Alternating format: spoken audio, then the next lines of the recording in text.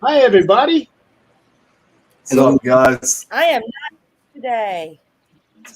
Welcome to another edition of Supernatural Talk, and we have a very special guest this week. Wait, who's that? Who's very special?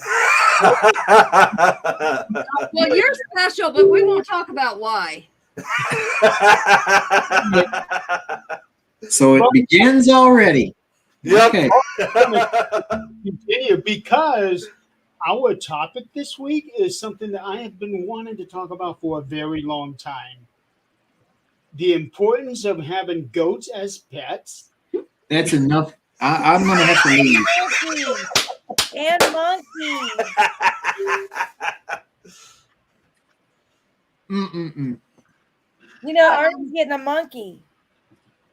Okay, number one, goats will knock you in the behind with their horns, and they have no problem doing that, and it hurts like hell. Monkeys will throw their poop at you. That's exactly what Artie's getting a monkey. Monkeys throw poop.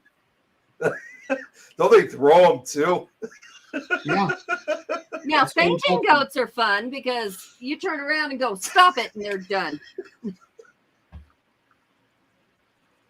I don't throw poop, Denise. No, you are poop. No. Does Eileen have somewhere she has to be? Yeah, I need to be in my room over there. Usually in bed. No, it is freaking 95 degrees right now at my house. Listen, Chrissy's in the house. Hi, Chrissy. Hey, Oh, Chrissy. sister. It's 95 degrees in your house. No, outside. So I'm not. Okay. I'm not in the podcast room. I was gonna say, yeah. That's So no, not good. no, it was in the triple Yeah. digits today.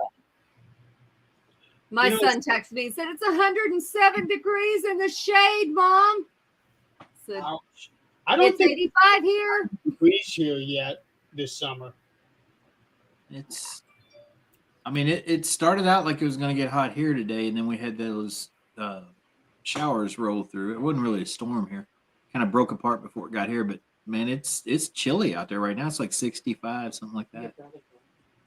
Yeah, Up here it it's was, like 77. we're under tornado watch right now. Seriously? Oh, yeah. It's Weld County spreads across what should be 5 counties.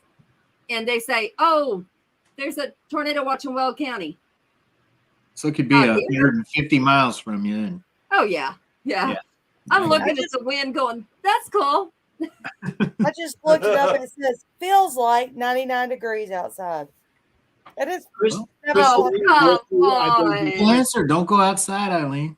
That's why I'm in my bedroom. Chrissy, camping in tents is so much fun.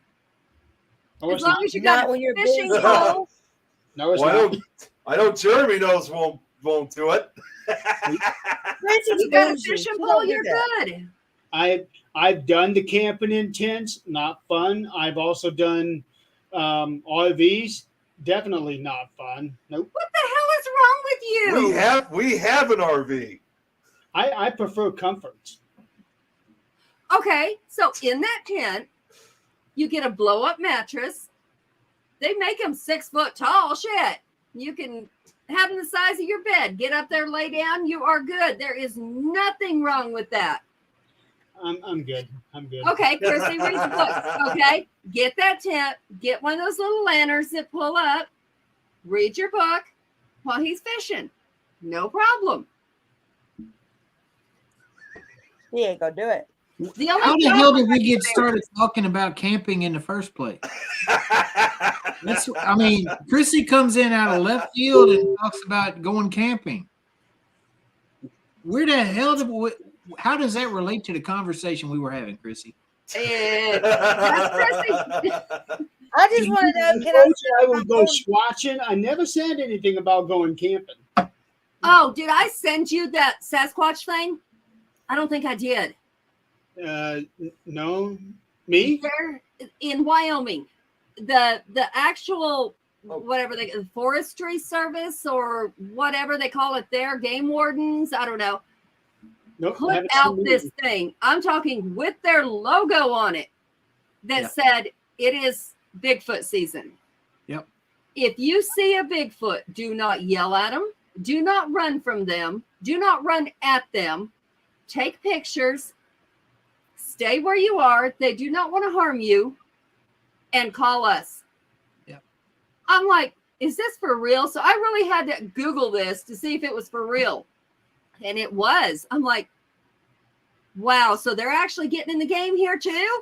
They're actually figuring out something's happening? At some point, all these government entities or whatever are going to have to come clean on everything. I mean, the Pentagon's finally starting to come clean on UFOs.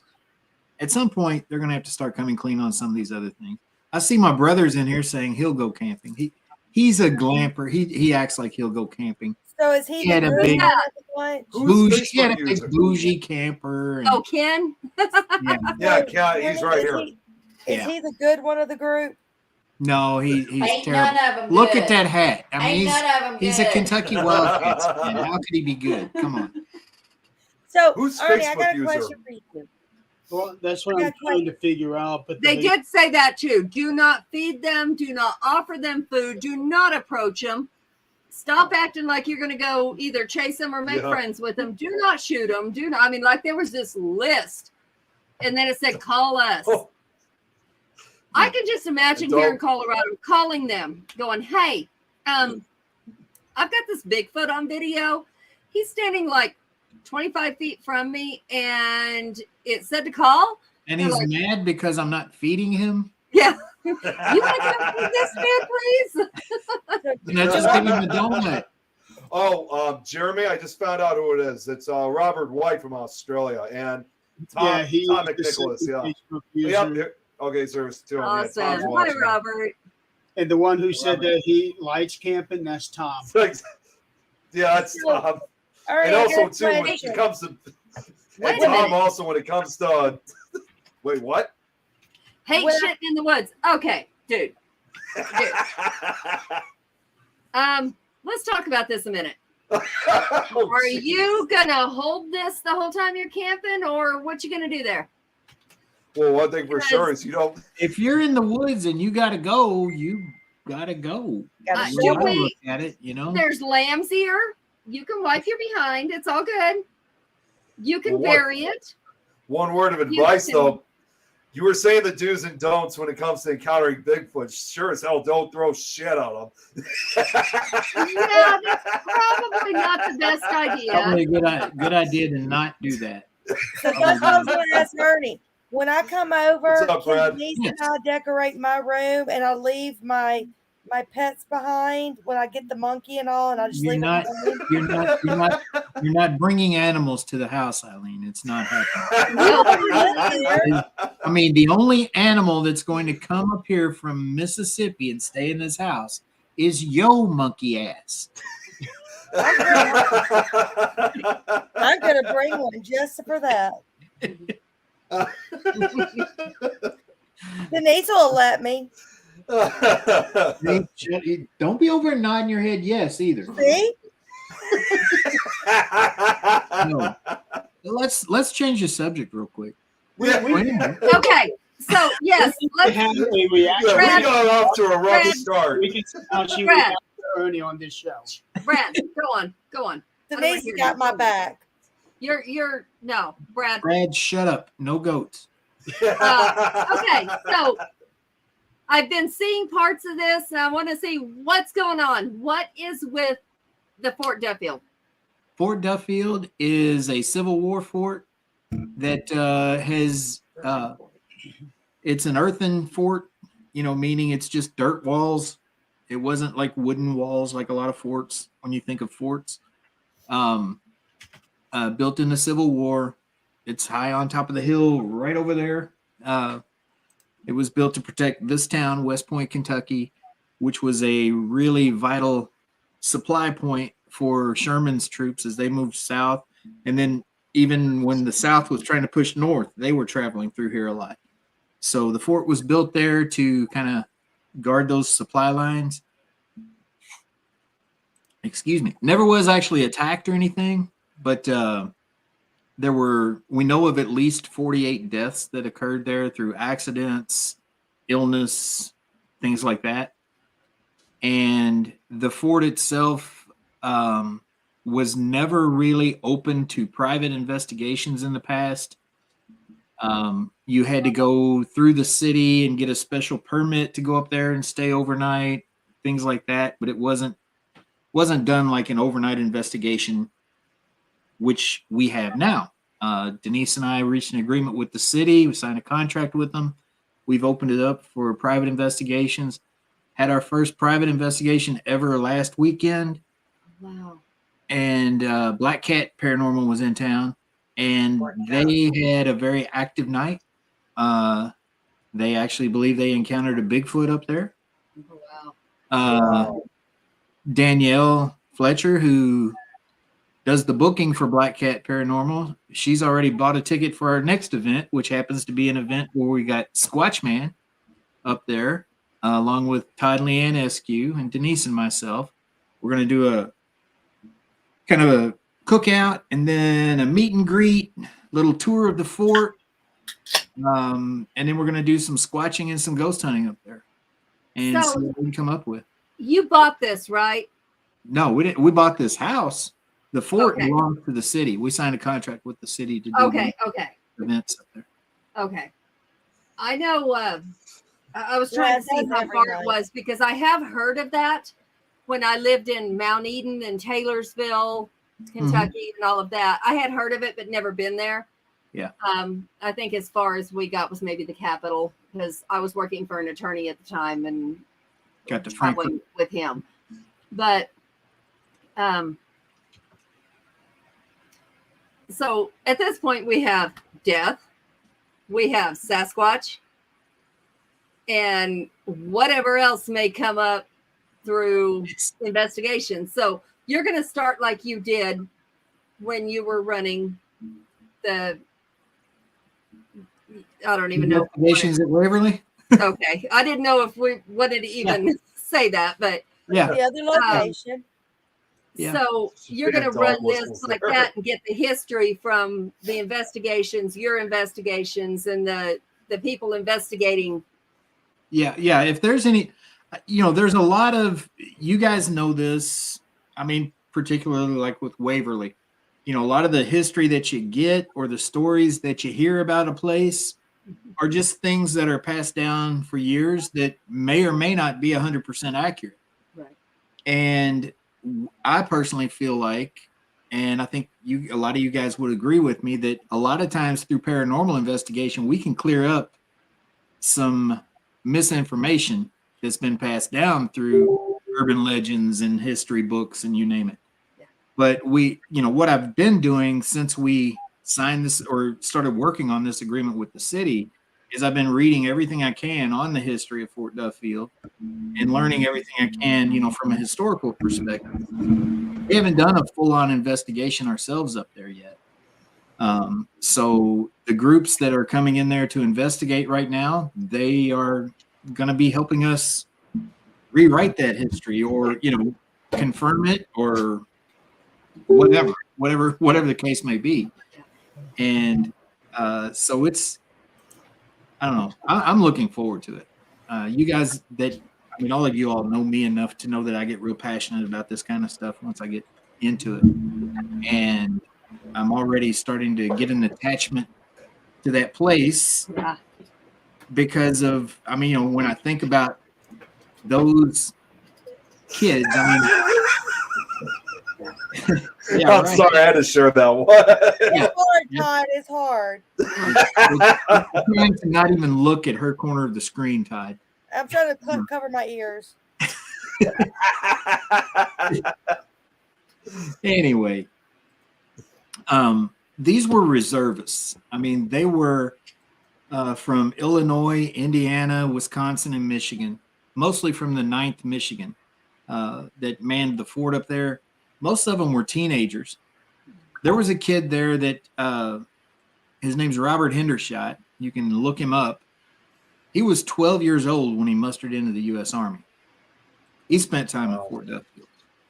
So, I mean, most of these kids, they weren't expecting to be deployed. They weren't expecting war to break out. If you know the history of the Civil War, there were senators saying, oh, I could wipe up all the blood that'll be spilled in this war with one handkerchief, because they didn't think it would last. They thought if it did break out, it might last a week, 2 weeks. So these kids, they weren't expecting to get called up. Then they get sent to active duty, shipped off to Kentucky, to a town where everyone there is a rebel, basically, Southern sympathizing town. They weren't wanted. And, a lot of bad things were happening to them. They were scared to death. There's reports. I mean, I've seen letters from the commanding officer where he was writing Sherman saying that they needed more ammunition and more powder because they're running out. And he's like, why? You're not having any battles. And the guy responds, well, every time these kids hear something moving in the woods, the entire fort erupts in gunfire. They were just that scared, So there's probably a lot of friendly fire. Hi, Chris. Well, we know of one guy that was walking up the hill with his buddy, and it was muddy, and it's a very steep hill. You'll see if you ever come. The one guy slips, butt of his rifle hits the ground, gun discharges, and blows the other guy's head off. That's the only God. The only death we know of, by gunfire that happened up there. But there were a couple of drownings, and then a whole lot of folks died of cholera or just diseases, just various typhoid, various diseases up there. That's still death, No, and that's still tragic. That's something. Mass grave up there. That a lot of the bodies have been reinterred and put in other cemeteries since the war ended. But, at one time they were just all piled in one hole and not marked or anything. It just said 9th Michigan. There was a marker that said 9th Michigan. I'm sure they did the best they could with what they had. That, they never really opened it up too much until recently.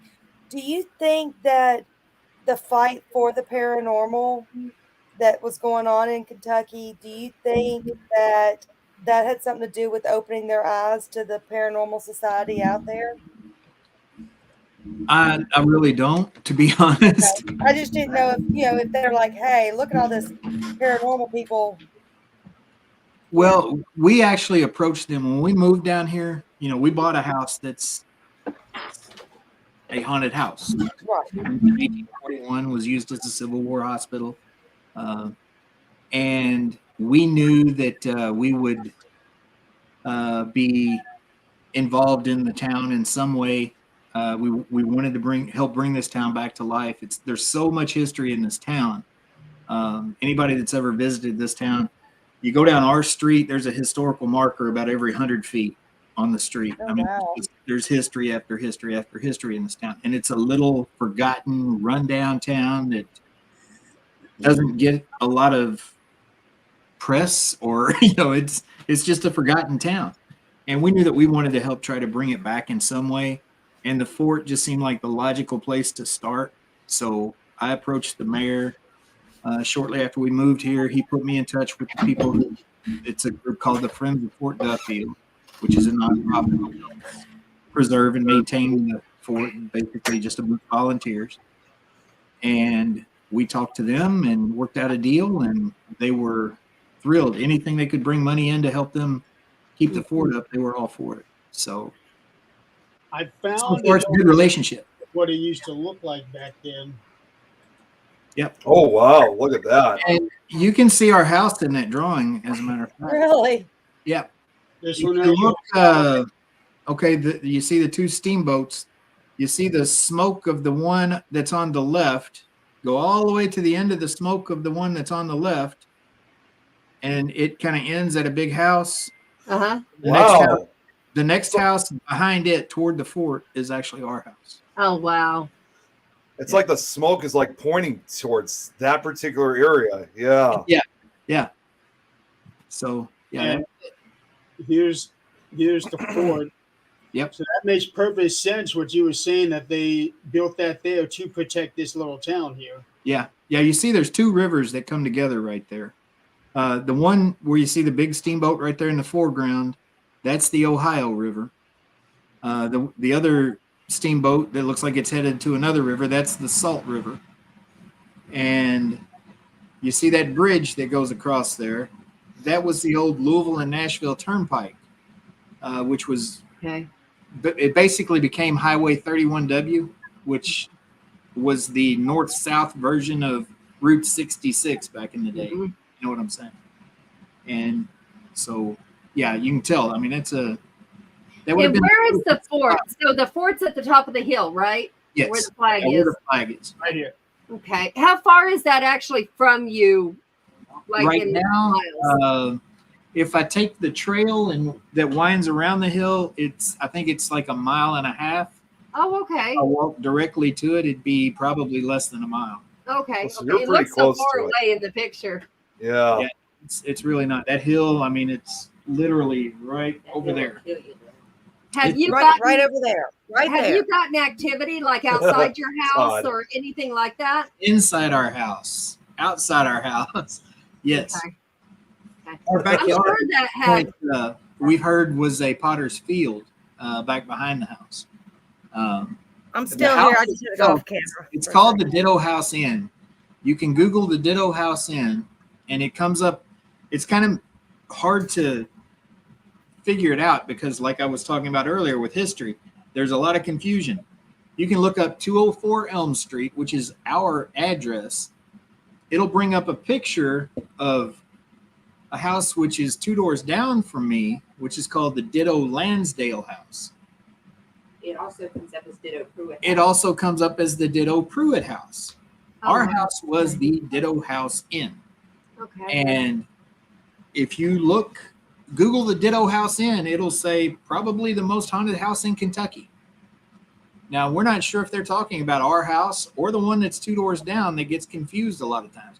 But I can tell you, our house is the most haunted house in Kentucky that I've ever lived in. Right. It is haunted.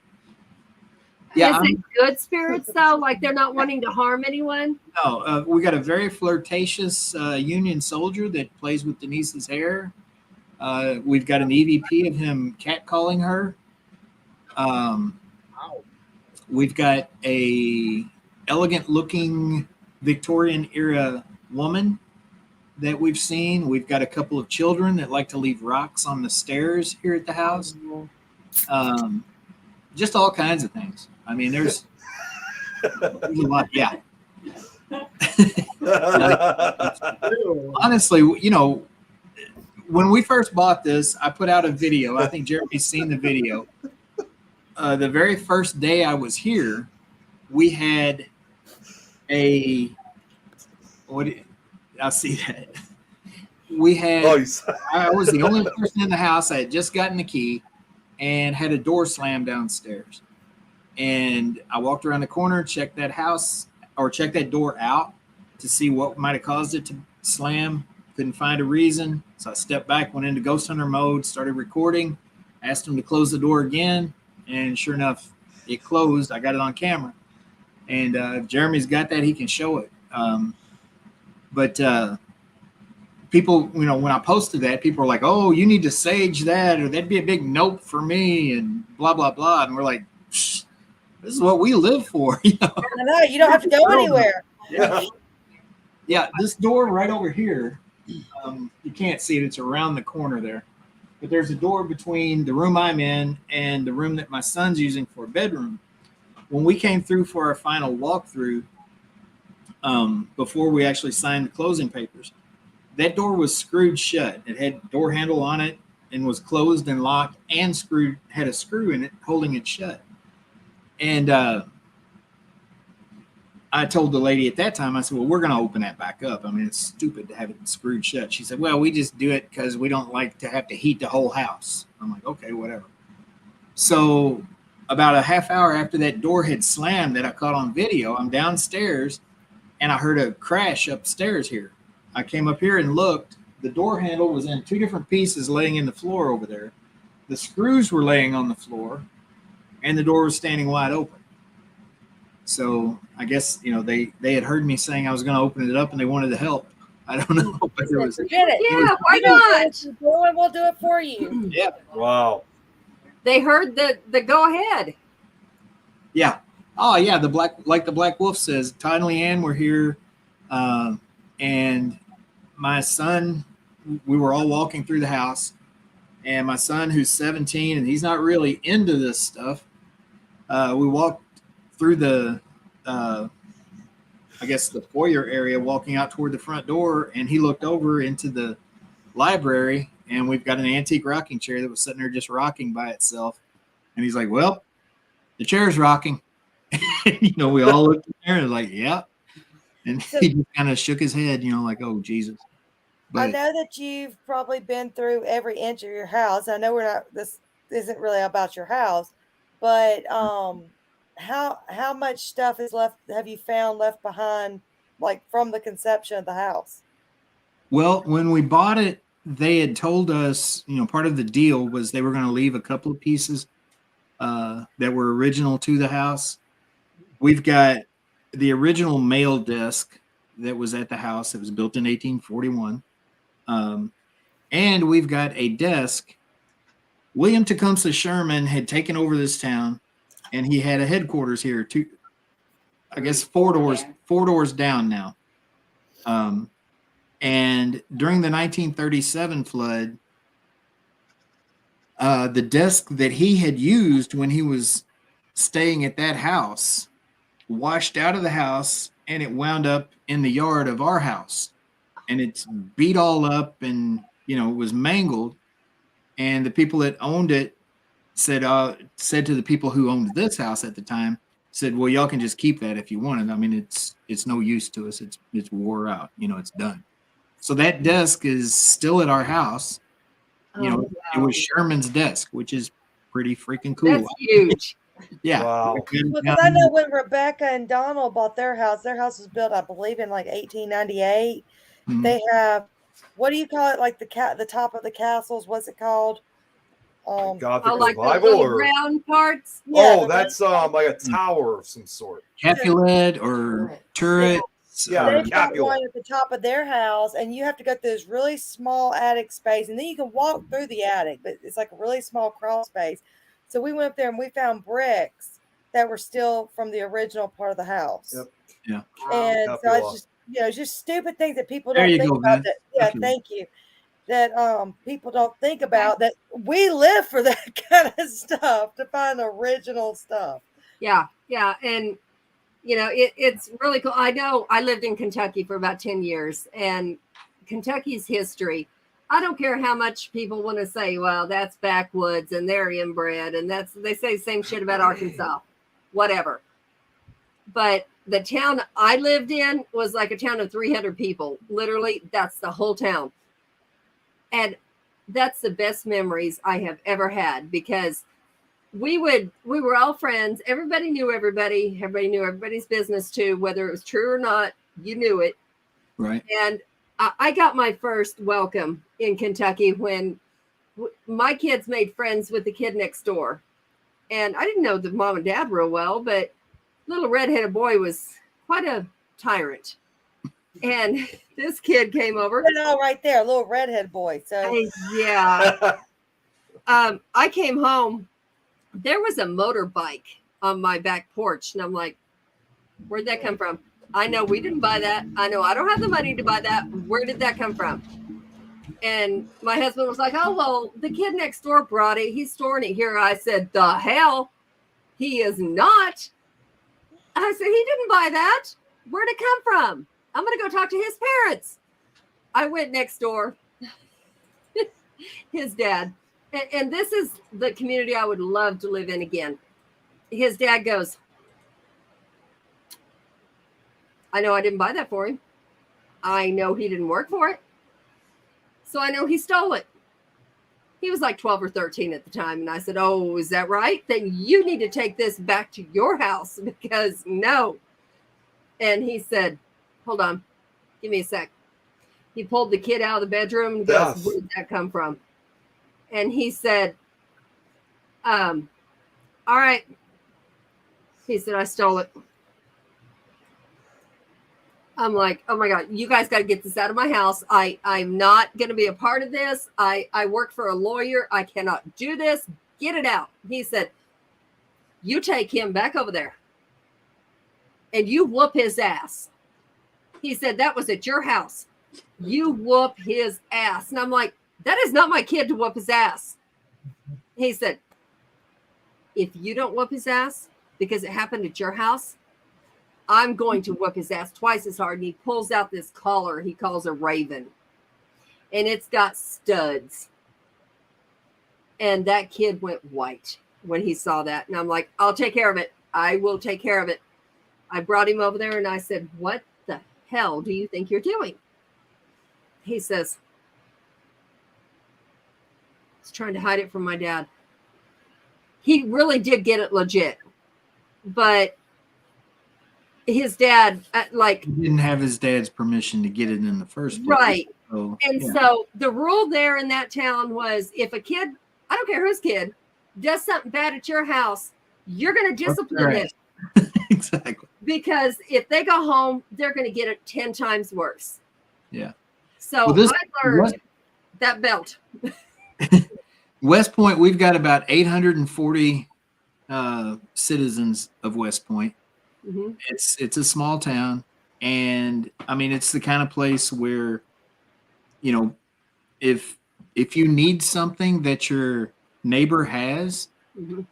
you can call your neighbor and say, hey, I need a chainsaw or something, and they'll say, well, go on over to the shed, it's unlocked, get it, just bring it back when you're done with it. Yep. You know, I mean, it's that kind of thing. I mean, Yes. you don't have to have bars on your windows and all that kind of stuff because everybody watches each other's property and Not like here. make sure that nothing bad's going on. So it's cool. I really like it. I loved it there. I really did. Even in Taylorsville, which was a little bigger than obviously Mount Eden. But we would like ride our horses to the other person's house. It was nothing to see somebody riding their horse because they needed to exercise them across the town, which was all of 10 blocks. Mhm. But Don't lie, Adrian. That's just because it was before cars. But go ahead. you and Brad need to get together because you and Brad. I cannot Around here, everybody, I mean, we're out of the loop because we don't have a golf cart. Everybody else in West Point, they get around by golf cart because you can get from one end of town to the other in, it's like 12 blocks, That right there to me is the American. I've got to play off of what Denise said. And hey, Beth, I love you, sister. So, Ernie, why don't you tell me about the kayak and titties? And the stripper poles. I don't know anything about stripper poles. That's all on Beth.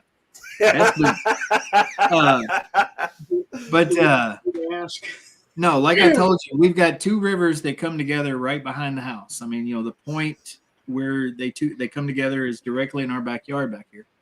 And I was out there mowing the yard one day and I got hot and I sat down to kind of cool off and just relax for a minute.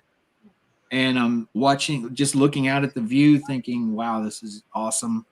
We're so lucky to be here, blah, blah, blah. I see an eagle come flying down Salt River, swoop down and snatch a fish out of the river. And I'm like, this is just awesome. I mean, what a blessing, And I look up Salt River and I see a kayak coming up Salt River. And there's a girl in a bikini on the kayak. And she comes all the way out Salt River, goes out to the point there. There's this like long, narrow point that comes out into the river. And yeah, we call it Poontang Point. And now we do anyway. She rows up to the point, gets off her kayak, stands there, starts taking off her bikini, throws it in the kayak, and then starts taking selfies of herself out by the river naked. With a selfie stick, as Todd said. No selfie stick. She's just doing all these poses and snapping pictures, and I'm like, you can probably go to her. Am I really seeing this? So I had to take a picture with my camera. I had to. I mean, it's like you have to. I mean, it's in the Constitution, I believe. If a naked woman is snapping selfies in your backyard, you take pictures. So it Bill of Rights or something. I don't know. Anyway, No. so I sent it to Denise, and I'm like, I had to take this picture. You wouldn't have believed me if I At didn't. least you did share it with Denise. You didn't just find it in your phone. Right. Yeah. But it really happened. And so now my brother, if he's still watching, he's asking me every day when he can come over and hang out in the backyard. So is that about the same time that Kayak porn is a you were new flashing thing. the neighbors? Mm. Can you imagine? See, I thought we were going to talk about Fort Duffield. I didn't really know at that time you were flashing the neighbors. It's the vicinity. Can you imagine if one of those pictures that girl took, you happen to be in the background somehow, Ernie? Yeah. I'm sure she probably got somewhere I'm in the background, but I'm like across the river and up on the hill. There's like- It's Through not- the woods, down not Grandma's close. house you go. But no, when we first moved here, we had our mattress on the floor. We didn't have our bed set up yet and everything the first night we stayed here. And Your brother just it was said. Ken says he'll set up a tent on that point. That's right. You got a But new tourist spot. my brother is a mess. I'm telling y'all. And you're not, but go ahead. I didn't get it from me. But so I'm laying there. I generally don't have clothes on when I'm asleep at night. Thank God I'm not there, but go ahead. I woke up and it was like, I don't know, 5 minutes till 8 on a Sunday morning. I'm not thinking, we didn't have curtains up at the house yet. And so I stood up, and we've got, it's an old house. We've got windows that are like 10 Ceiling feet wall. tall. And I stood up at the foot of the bed, and I look out the window and I look down, and there's a woman walking a Yorkie that's looking straight up at me.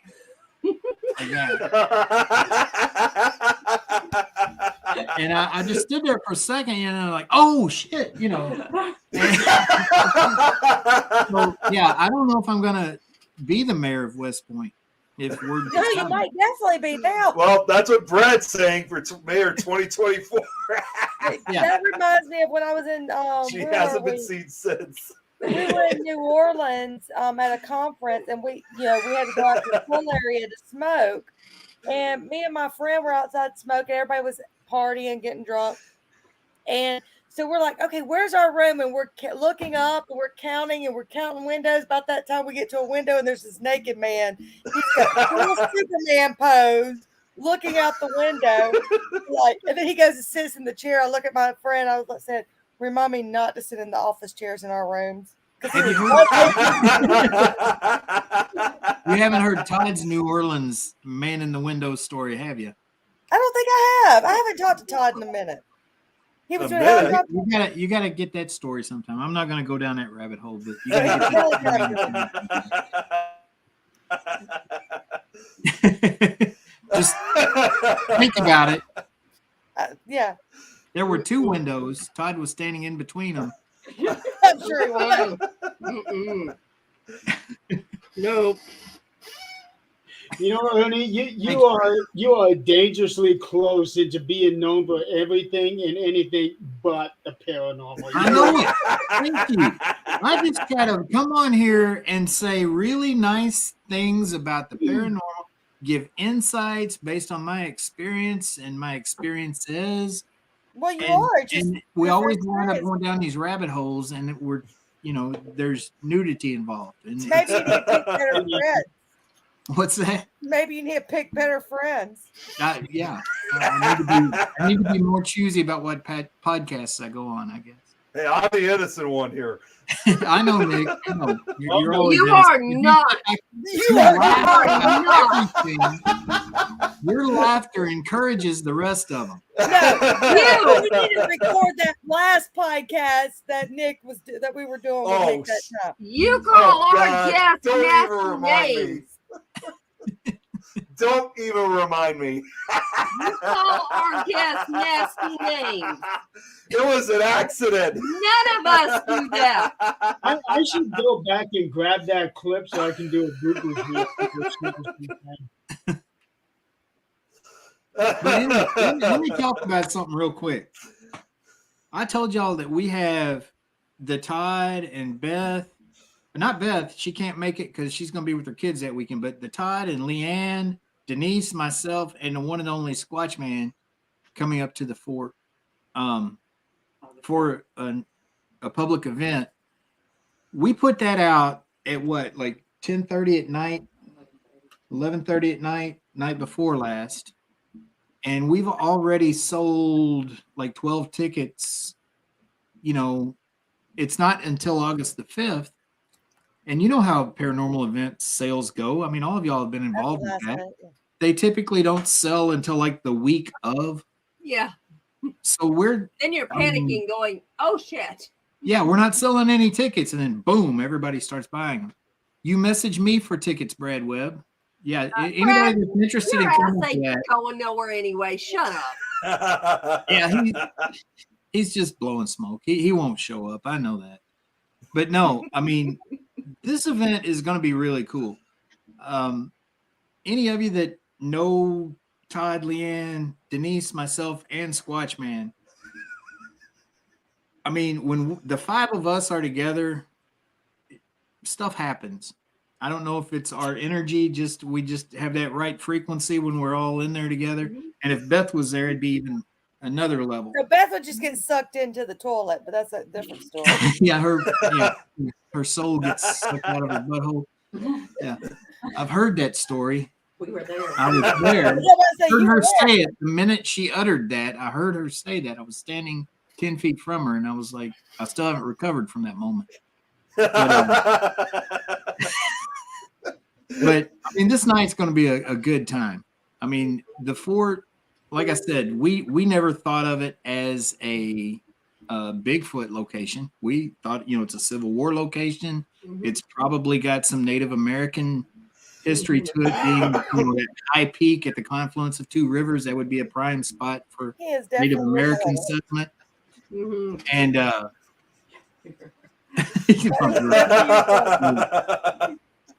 God help him. My brother's single, y'all. If you're looking for somebody that is not spontaneous at all, that needs like a 4-hour preparation time to go get a freaking taco, and he has to eat at the same time, and has to eat at the same time every day because he syncs his medicine with the time that he eats, then contact my brother Ken Pack. He'd be a blast. But anyway, the more we've talked to people who, I mean, I got a good friend who I've known for many years that has always gone hiking up there, and she goes up there, takes photos and whatever, and just spends a lot of time up there at the fort before we started doing these paranormal investigations. She's coming to this event. She was telling me the other day, she said, yeah, there's everything up there. I mean, she said, I've never seen a Bigfoot, but I've been hiking on the trails there when you just feel something paralleling you in the woods and watching you. And I guess it probably could have been a Bigfoot. I don't know. But then I had Greg Bakken and Char Savoy up there, about a month ago when they were up there with Denise and I, and they saw had their first visual encounter with a Bigfoot up there. I mean, we do have a special event coming in September. We can't talk about just yet that Todd and Leanne Eskew have invited us to. So we'll be talking about that soon. Well, I know all of us have had the opportunity to investigate with all, 4 of y'all. And unfortunately, I've investigated with Todd and Leanne, yay, Todd, nay. But y'all are awesome investigators. Y'all aren't scared to put out new things. You're doing it for you. You're not doing it for notoriety. No. You do things that you feel you need to do. Right. We're not, how a lot of investigators, they go to a site whatever location it might be. They spend 2 hours setting up cameras and audio equipment and all of those things. And their entire night is focused on capturing some evidence, something they can, post and put out there and get some clicks and some likes and some subscriptions or whatever. We're there for the experience or to hear the stories of the spirits. That's why we do it. We don't care if you like our evidence or not. We don't put out bullshit. If you see us post a video or a photo or anything, audio, anything, we've already scrutinized it because, our first thing on anything that happens is to debunk it. So we've already scrutinized it ourselves. Speaking of that, I do have a picture that somebody took and sent to you. From the fort, yes. Yep. Let me see which one. I think Denise mentioned that earlier. Yeah, that was an amazing catch. Carrie Dolan snapped this picture, and we were just. Oh wow! Can you see the guy right there in the middle? Yeah.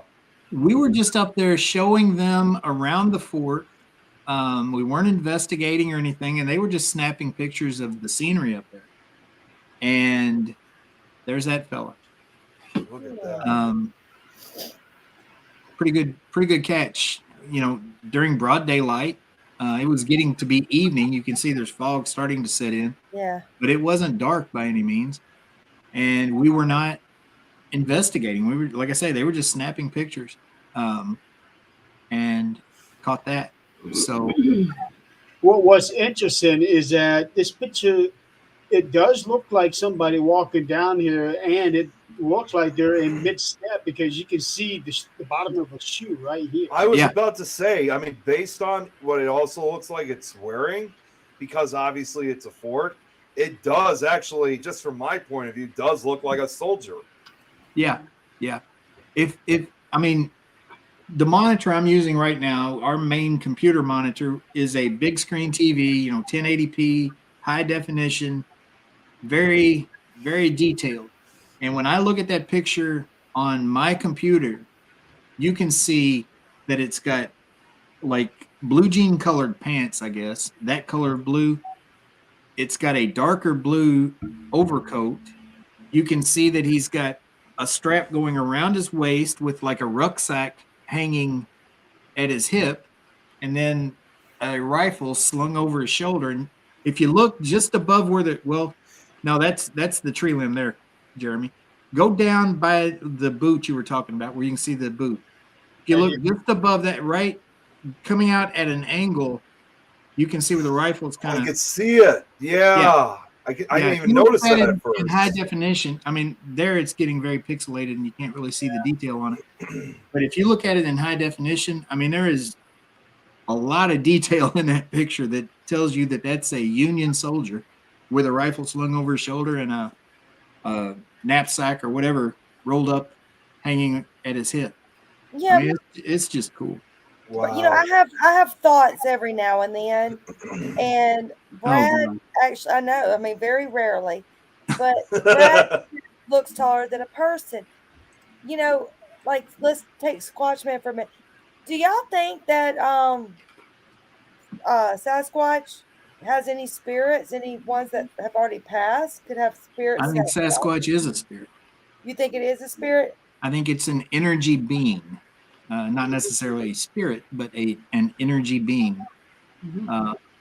And if you talk to Squatchman or hear him talk about it, he goes into a lot of detail about how he's come to that belief. And I can tell you that Denise and I, Todd and Leanne, have been in the woods with him.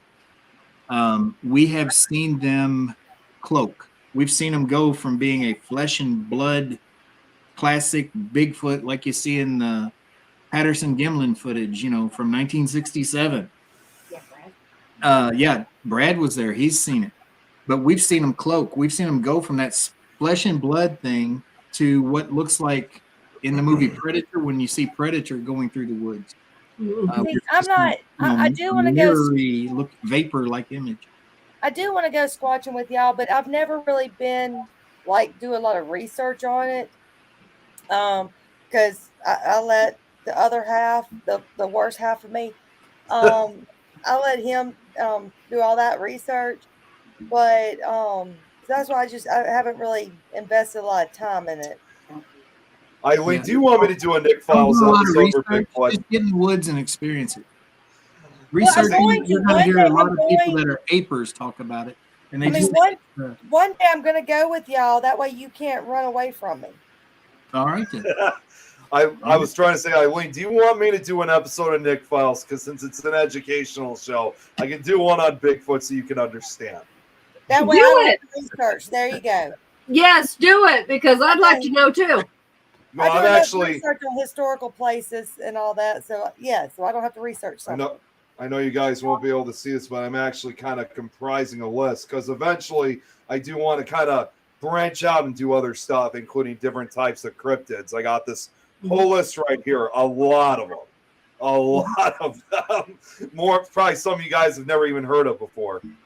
Yeah, I'd like to know a whole lot more because that's something, I mean, obviously it takes your whole energy to try to figure out spirits and what you're doing there. So you kind of take somebody else's word for other things that they're doing themselves interested in or whatever. But living in Colorado, I think that's something I probably should learn a little bit about because I have no doubt they're right here. Maybe not in town, but Maybe though. You have where we your go own. fishing, they're there. I mean, Well, I have no believe it. doubt they're there. Believe me, you actually have your own version of Bigfoot in Colorado, except over there it's called the Colorado Snow Beast. Yeah. We the night that we went squatching, was it the night that Brad was with us? The night that we went squatching and Brad and Kara or Kenna, I'm sorry, and Kelly came down. We were with Squatch Man. Greg and Shar were there. Mm-hmm. We got home. Greg and Shar went out of town the next day. Well, the next night, I was walking through the house, and it was in an area of the house that we had not finished cleaning yet. It was actually the same door that had slammed that I had in the other video. Denise just sent Jeremy a photo that we took in that threshold of that door. That is looks by all intents and purposes looks like a Bigfoot track in the dust in that doorway. It is a huge, I mean, I stood there next to it. I mean, it is, I wear a size 13, 14 shoe, depending on what kind of shoe it is. It was bigger than my foot by a long shot. I feel like Bigfoot being an energy being, they might just follow you home just like a spirit does. Mm-hmm. And I think that might have happened. I mean, if Jeremy's got that picture, he could show everybody. There's nothing there for a comparison of size, but I can tell you that the foot was probably about that wide. Wow. You can't see the whole foot, but you can see the toes and like the ball of the foot in the track. And, that was an area of the house that, like I say, we hadn't finished cleaning yet. We weren't walking around there barefoot. I mean, none of us really go downstairs barefoot, except for maybe my son sometimes, but he doesn't go to that part of the house because it's nowhere near the kitchen. He's either in his room, the bathroom, or the kitchen usually, unless he's going in or out of the house. He's a teenager. That's how they roll. I do want to bring this picture up here because this is where that picture came from. You guys are not that far from this. No, when the picture was taken. No, and we never saw it. I mean, they didn't know it until the next day when we got the picture sent to us, and we were like, "Whoa, that's pretty cool." What's this here? What the hell is that? Base of a tree back there. I'll have to go and try to look at that because I never noticed that myself. If you look, the tree that's closest to us, right next to Denise there, you look over to the side of it. You see that? It looks like a Civil War soldier with a beard leaning back there, peeking around. Yeah. I mean, hey, that's pretty compelling. Well, we went up there the next day and snapped some pictures. That's a tree stump. I was really disappointed because Oh, I mean that's a good looking catch, but we were able to debunk that part of it. But if you look at it right there, I mean I can see a guy. Because you can see the beard. Yeah, There's a you see the beard? mustache right there. He's wearing a hat. That's very convincing. and Yeah. that's what matters is somebody takes the time to go back out there and go, let's see. Yeah. And those are the people that I follow. Those are the people that I go, okay. So if they said they caught something, they probably did. Yeah. Not, oh yeah, well, we caught this. Look, what do you see? Right. I Well, mean, what did you see? I mean, right. I love to have evidence that I can show somebody, Mhm. but I'm not going to take every, Yep. droplet of moisture or particle of dust that shows up in a photograph and Mhm. say, hey, look, we caught some paranormal evidence.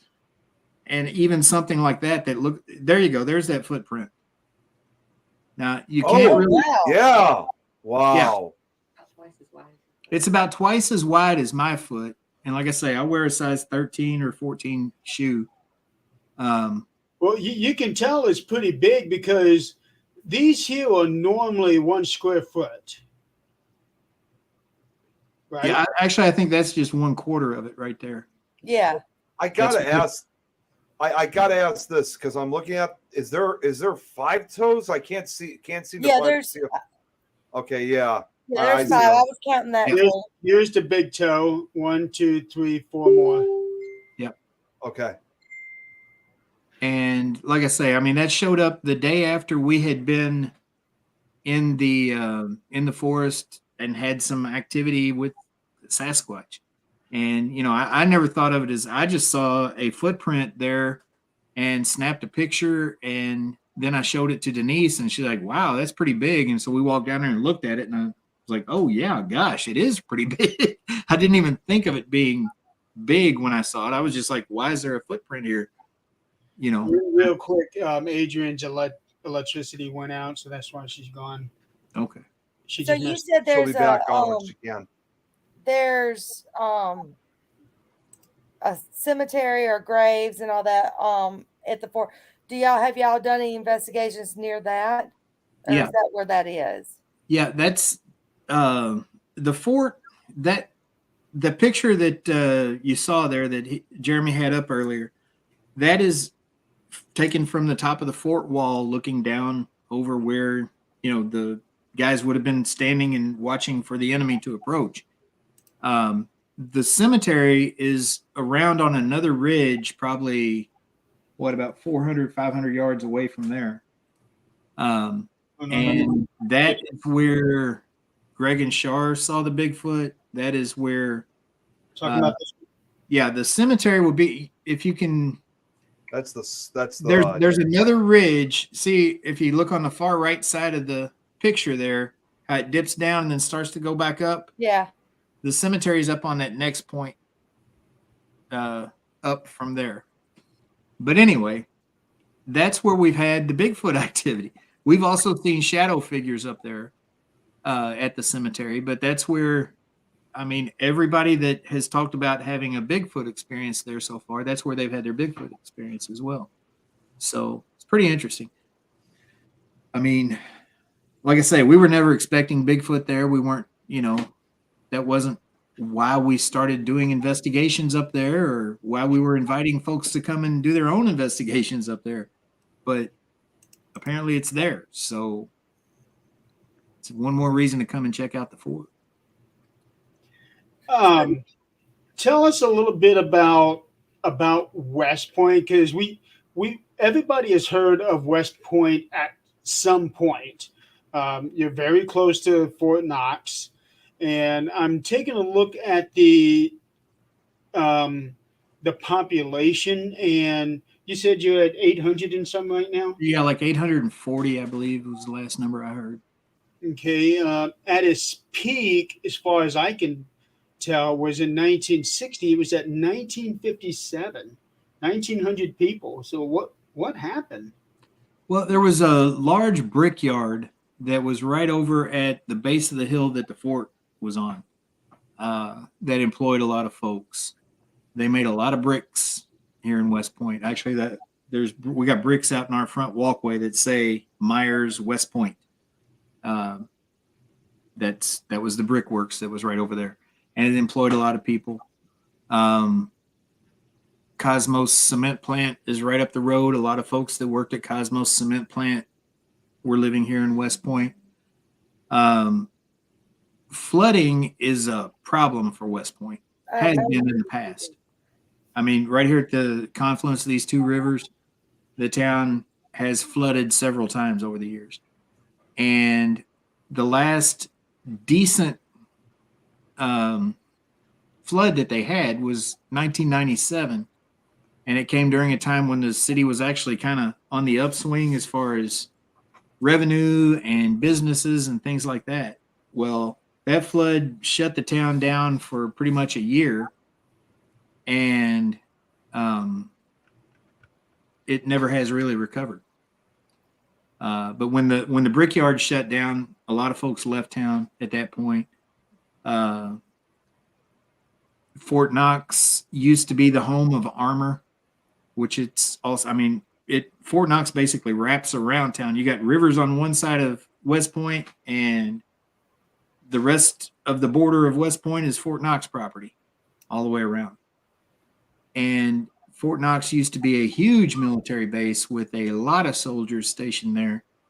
And so a lot of them that were stationed there lived in West Point. Well, they've moved the home of armor down to Texas now, and most of the tank training is done there.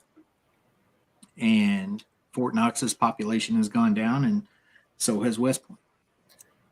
So during your, how many times have you gone to the fort and just kind of just went on your own doing stuff? A lot or very little? Since we've moved here, Denise and I have gone up there probably once or twice a week. Okay, so a lot. Over the past month or so, just to try to feel it out and get our own, have our own experiences and get comfortable up there. Have y'all found anything like from the military and all the casings or anything like that? We haven't, but there are a lot of artifacts that have been recovered. That's the word I was looking for. It couldn't come out of my mouth. Yeah. It was a big word. I couldn't say it, Brad. I know. I'm sorry. You're a Mississippi girl. I get it. But no, there's a lot of artifacts that have been recovered from up there. There's some down at the History Museum, which is just 3 or 4 blocks down the road. Ernie, are you the big brother or the little brother? He's the big brother. So you are not a good little brother. He's the oopsie baby. Yeah, I'm the oopsie baby. I was the oops. Well, Lisa, you Still can't metal detect on city-owned property. That's against the law. You have to have special permits to do that kind of thing. And if you find certain things, you have to turn it in too, don't you? Yeah. Anything you find metal detecting on public ground like that. I was not adopted, Kenny. He wishes you were adopted out, is what it is. He wishes you were given. Jeremy, can you boot him from the chat? No, I like him. Put him on top because I like him. Don't send him a link. Whatever Yeah, let's bring him in. Good, Ernie, but then this whole thing wouldn't be as much fun as it is. It now. would probably become a disaster. Ken, you are my So why would I remove him when we're having so much fun watching him dish you? Yeah. Thanks. Ken is my new best friend. Golly. He could be your dad, Eileen. He was stationed in Biloxi for a while. He can still be my best friend. Well, no, actually, no. He has a point because he could be your dad, because you're only 24. Look, Ernie could be my granddaddy. That's enough out of you. Yes, Um, Granddad. Tony, I want to go back to when you were talking about the area flooding because you are right there between the two rivers. Um, is there any flood damage that's still there in your house? Our house, well, you can tell the upstairs, the floors, like in this room and all of the upstairs, are made of cypress wood that actually came. It's pretty kind of a cool story. When the house was being built, it was built in 1841. They got a really good deal on this cypress wood.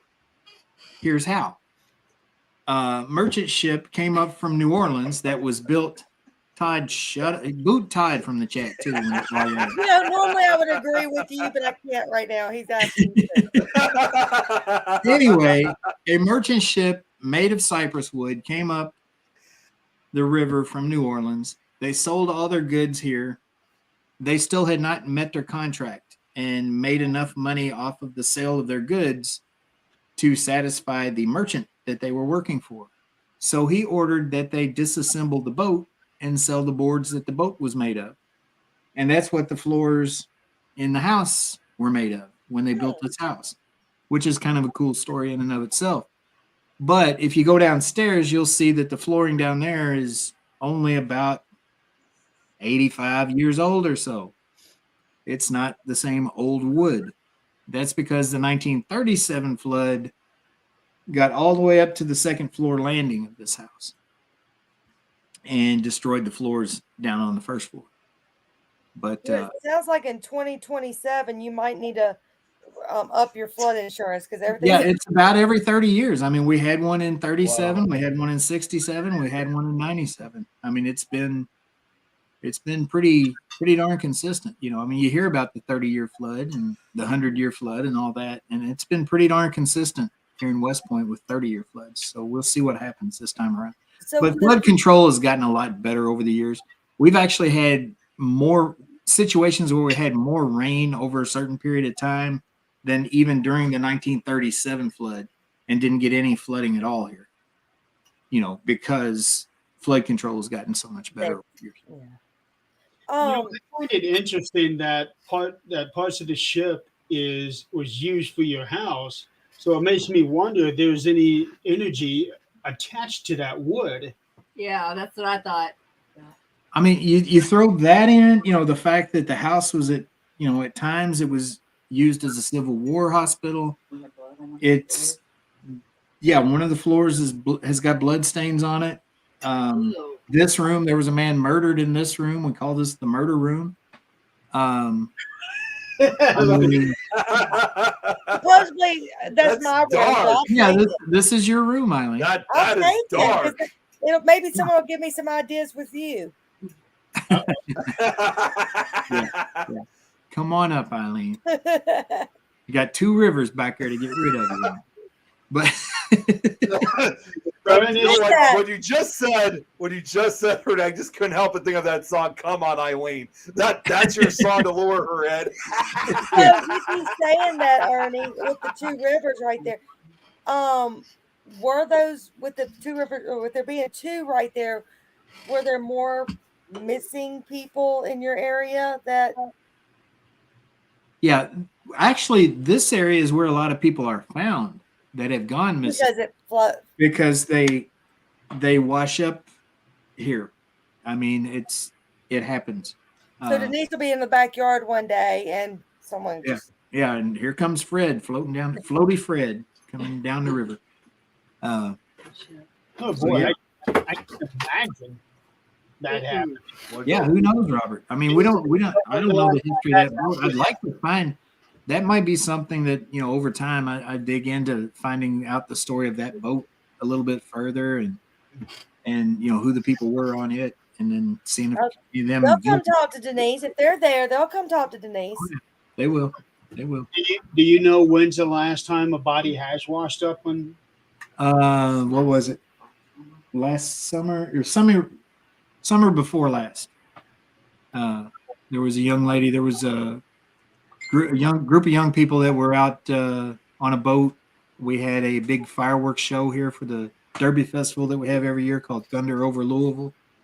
And because of COVID, they had instead of everybody doing it down on the shoreline, they said, they were just going to light the fireworks out on the river, and you could come out on the river and watch if you wanted, instead of having a big congregation of people on the river shore. And this boatload of young people slammed into a barge, and several of them died. One girl, they didn't find her for a week or so, and then they found her right down over the hill back over here. She was 21.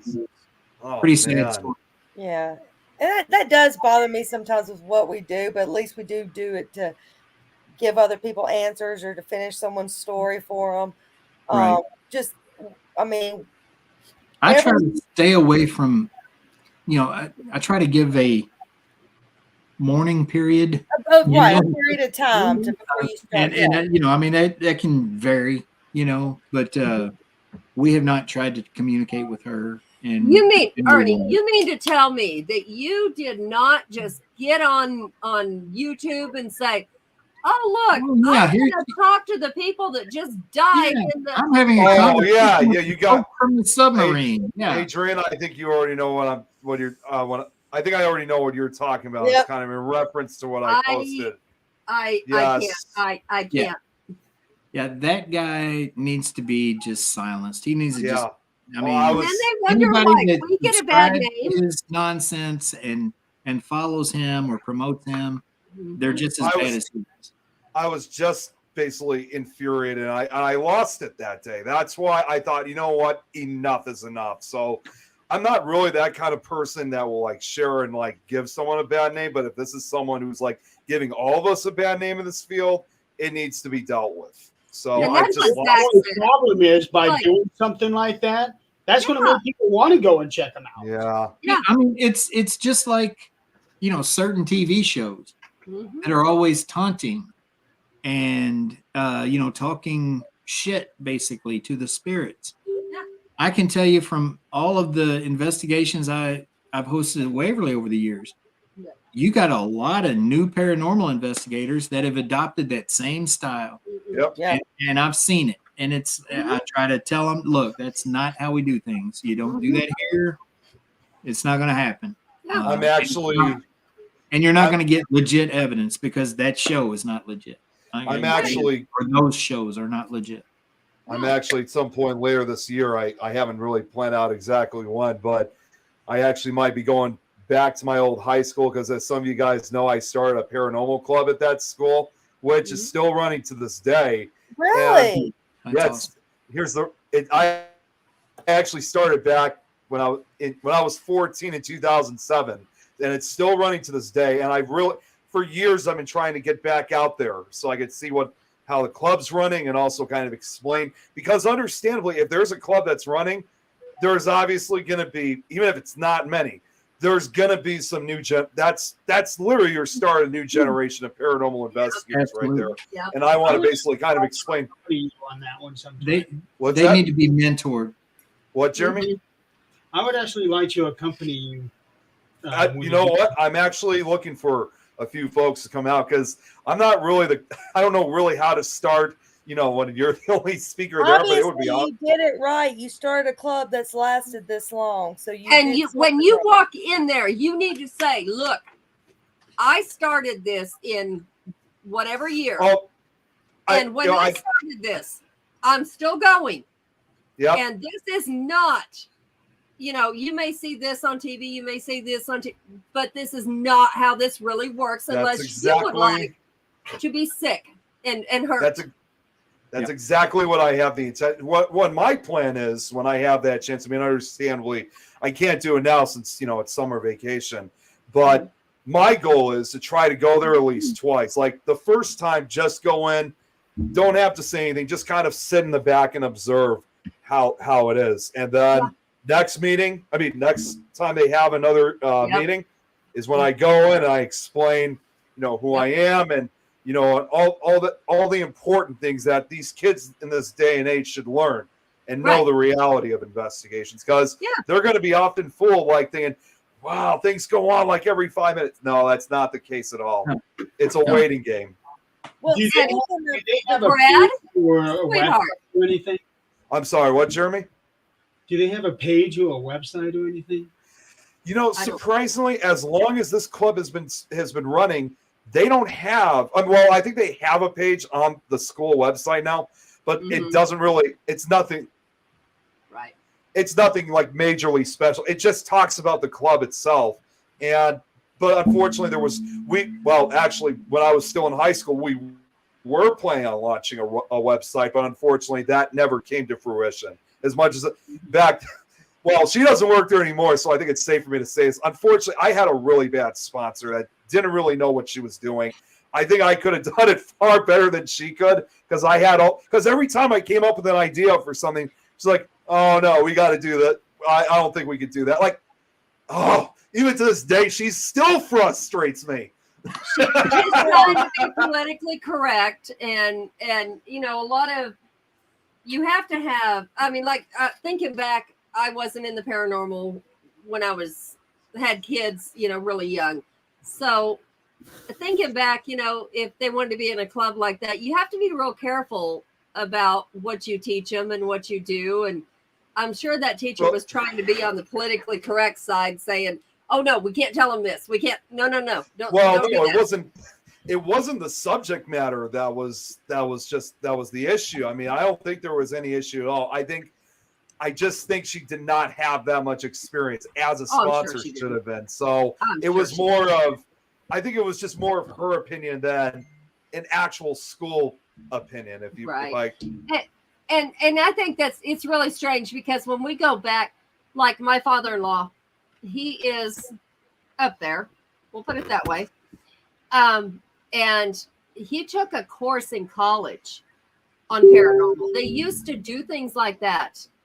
Way back when he did a course and he was like, you know, I've always been interested since, but in the courses back then, they would teach them meditation. They would teach them, you know, things like that. They didn't teach them how to go talk to spirits. They taught them, well, they did, but not in a way like we do now. Well, the field has evolved so much. I mean, you know, it's gotten, in my opinion, it's gotten way too techy. Yes. I do like the scientific approach, like particularly what Brandon Alvis is pursuing with haunted discoveries and that kind of thing. Yes. But I think that it's gotten away from the metaphysical aspects of it way too far. You know, you guys probably heard me say it before. I've been told by people that were directing me to lead investigations, I was told to separate the metaphysical from the paranormal, and I'm like, how do you do that? How? You can't do that. I mean, you can't. Without the metaphysical, the paranormal is normal. Right. Hey, Ernie, real quick. Yes. I would say not to interrupt, but to interrupt real quick. You are interrupting. He's still watching? Yeah. Oh, guys. We don't need, oh my gosh. We don't need a weasel. Oh, that's a ferret. That's what I was going to say. That looks like a ferret. They are so sweet. I love ferrets. He's going blind. Oh, he is. Well, having to look at you all the time, he's probably lucky. How old is he? 9. That's still pretty young for a ferret. How long do they live? About 10, 11 years. Oh. This is John. They make great scarves when you are cold, Ernie. I had to show Denise because he was up. I had to show Denise. Yeah, we actually had one at the pound when we went and got our dog. There was one there at the pound, and if that ever happens again, it will come home. This was we had 3. This is the only one we have left. I remember when one of yours passed about 2 years ago. Oh my goodness. Whoa. Check it out. There's the little naked guy. Look, Joyce. Hey, little naked dude. This is Harry. Harry, okay. That was the first one you got, right? Yeah. And we got his brother Shaggy too. Harry, now all you're missing is his birds on screen. Another little deformed rat. You see it? You see the other deformed rat? He's looking at you. Guys, there's something I got to before it poops on me. Where's his clothes? He used to have clothes. It's 2 weeks. Now is Adrian's tarantula. No, we don't need no damn spiders. No. No, we really don't. No, I'm waiting for this one Brad, to just pass away. I will never have a pet cockroach. No. I want a Madagascar. Those are actually kind of cool. Oh, Denise has got pictures of her kissing Madagascar hissing cockroaches. What? Seriously? Yeah. They're Oh, actually hell no. I don't know if I ever told you, but I used to raise, what are they? The Dubai, whatever roaches. I used to raise those to feed my lizards. Yeah. Or breed those, not raise them, but breed them. When I was a teenager, I had a lot of doobie roaches. So you're telling me that Denise has kissed the hissing cockroaches? Yeah. She's God weird. help her. Actually, my stepdaughter Darby was so sweet to me for my birthday, wasn't it? Yeah. Or Yeah. Christmas. It was Christmas. My Christmas present from my stepdaughter Darby was she paid money to adopt a Madagascar hissing cockroach and name it Ernie. Shit. Oh, yeah, I remember that. Ernie, what? At the zoo in Knoxville. Nothing And- wrong with that. Tell me that. You Okay. could go to the petting area of the zoo in Knoxville and you could pet Ernie, the hissing cockroach. Nothing wrong Okay. with that. And then they fed it to a lizard. And That's like- I got a death certificate for Ernie. Okay, Male. so I what used to have a bearded dragon, a water dragon, and I still have my 3 leopard geckos, my 3 cats, and a dog. I gotta ask, No what the hell snakes? are? I'm scared to ask, but what the hell are doobie roaches? I've heard of the Doobie Brothers, but never doobie roaches. Nick. No, we will discuss this at a later date. This is- No, Yeah, no. they're about that big. What? No, sorry, he woke up and he never wakes up during a show, so he woke up, so I had to show Denise my other baby. Nick, She's over you there. remember snuggling my with her. in-laws? What we discuss about my in-laws all the time? Yes. Same thing. Okay. It's still illegal. Okay in most- then. Not Colorado. Look, your other No, baby. it is very legal here. We sit out on our Yeah. front porch and go, "You want some?" It is what I like, making rolling trays. But anyway, I make the rolling trays. Yeah. Lord help me. Hold on, let me read this. Oh, geez, I did not even see that. It just popped up. Greg Childers. Okay. Billy. Okay. I'm reading it all. Hang on. And while you're reading that, guys, Jeremy, when we were just talking about my paranormal club, there's actually an online article I just found on it. Never seen it Good or before. bad? Yeah. It's good. I agree with what Chili's saying there. There is a technical method. Hello, T-Dog. There is a technical method to getting good results through tech. I mean, you can do it, but you have to have basically a placebo. I mean, you got to have all of these other comparisons. And What just happened? if you're out to simply advance the field with your research and I don't know, convince skeptics of the validity of paranormal activity, then all that stuff is real important. And I can't argue with it. But for us, it's about the experiences and the stories that we get through the paranormal. And I'm not a tech guru by any means. I mean, I have a hard time, making a phone call and checking my email at the same time. I can't, you know what I'm saying? I mean, I'm not into all the tech stuff. I like to go into a location and feel it before I break out any gadgets at all.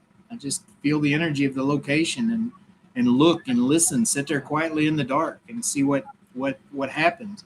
And then once things start to happen, I might decide, oh, this might be a good place to put out a Melmeter or a REM pod or something like that.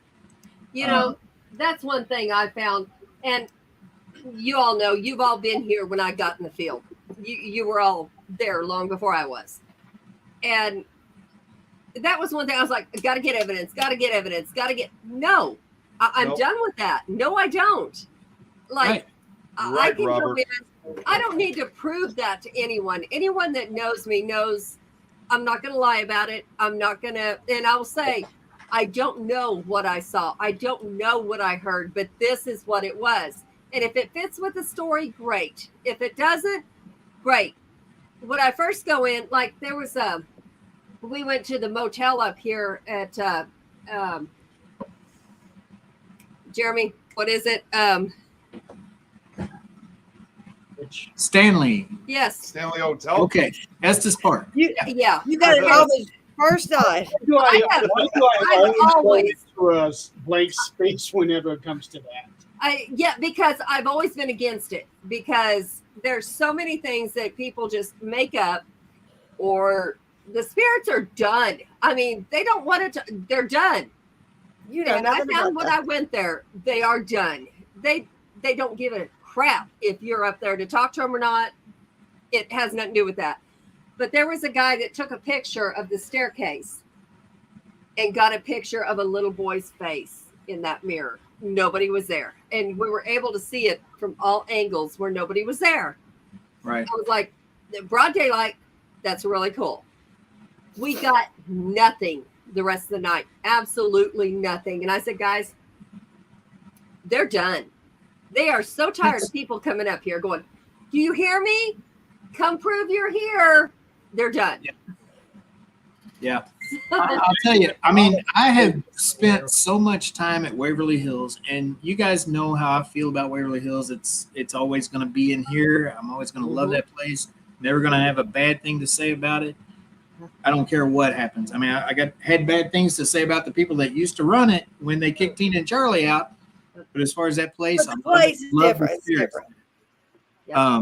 But I've been in that place. It is the most active place I've ever been in my life, and I've been all over the country. But I've been in there plenty of times when absolutely nothing happened. Yeah. For days at a time. You know, Yeah. I mean, They're done. They'll They're talk to you tired. when they're ready to talk to you. and then there's, you can go for a week and have absolutely nothing, and then go the next night and it just be off the freaking chain the whole night, with doors slamming, disembodied voices, you name it. And I mean, you can't, it's like fishing. I always say this, it's like going out and fishing. You got your favorite fishing hole where you always catch fish. Then you go one day and you don't catch any. Yeah. You go again, That's how don't catch exactly any. I pictured it. Yes. But then you go back again, a couple days later, and you might catch the hell out of them again. I mean, it's the same thing. I think we can't predict who's in there. We can't predict their energy. We don't know what they're like. But I think when you go in with a whole bunch of people, one may have the energy of bad intentions, or thinking, you know what, screw these things. This isn't even real. And they may not want to talk to people like that. And you may get a personal experience because you're open and you're like, I don't want to harm you. If you're here, you're here. If you want to talk to me, you talk to me. If not, that's fine. It's okay. Yep. And, and I think I'm kind of up in the air about that going back to the Abbey, because the people that we were there with, I don't know who had what intentions. I know one person saw something they never wanted to see. And the rest of us smelled something we never wanted to smell. Was it demonic? No, probably not. It was probably just something saying, go away. Right. I actually had, I might have told this story before, but there was actually when I was helping out with the ghost tours for Chicago, we actually had some people that were basically being disrespectful at one of these places, because we're taking them on a tour. And at one point we went to this, I think it might've been a cemetery. It was somewhere out like in a plain field, I guess. I'm not really sure how to describe it. And I'm actually walking with my friend Tom McNicholas, because he was helping out on this tour. And as we're walking, we hear some people behind us, so we couldn't help but hear what they were saying. It's like, man, I paid so much money for this shit. We haven't seen anything like this. Like, when the hell is something gonna happen? And I'll be honest, I I was almost ready to just turn around and say, well, you know what? If you guys don't like what you're going, you might as well just stay on the bus until we head back. Yep. And for the record for him, I would have said that's the reality of paranormal investing. Sometimes things happen, sometimes things don't. You can't guarantee. There's no guarantee. Well, with all that, Ernie, so you're just opening this up for more paranormal investigations and all. How is the town taking it? With it being a small town? Well, that was something I was really nervous about. And the first couple of meetings I went to with the Friends of Fort Duffield, you know, I would start talking about the paranormal and I would watch all of these mostly older people turn and look at me and just kind of sit back and listen. And, you know, I guess that's part of just being new in town, because since then, you know, I showed that picture that Jeremy put up on screen earlier that Carrie had caught, and I showed him that. And now I go to those meetings and people are wanting to talk to me. You know, I think this being a small town, this is a haunted town. Like I said, there's so much history here. There's so many stories of the hauntings of this town. I mean, there's books written about it. But it's one of them small towns where people don't like to talk about stuff to outsiders. And I was considered an outsider before. Right. Now I'm starting to realize that, you know, I'm part of town and I'm not going anywhere. And so they're opening up a little bit more. Yeah, T-Dog's talking about that photo that was caught when he was up there a few weeks ago. I mean, Brad. It takes time to get the trust of small town people, but they're starting to warm up to it, and they see the potential to help save the fort and restore some of the things that are falling apart that are up there. And so they seem really anxious for us to have some success with what we're doing. Not to say introduce the paranormal to them, because I'm sure they've been, but since they do have a more pronounced investigator there, because I don't know if there've ever been a paranormal investigator living in town. Do you find where people you find more people now saying, come to my town, come to my house, you know, check this out. I mean, we all get that, but it's validation. They're looking for validation. I'll tell you this, okay? Funny story that, you know, I found it funny, but, you know, at the same time, I just sat there and went like this. But I was talking to the mayor, and I was talking to the mayor, and he said, yeah, we had a couple of people on the city council that were kind of concerned about things when we first threw this proposal at them for a vote. And he said, you know, my response to them was, look, we've got the opportunity to have a guy that is world renowned. oh,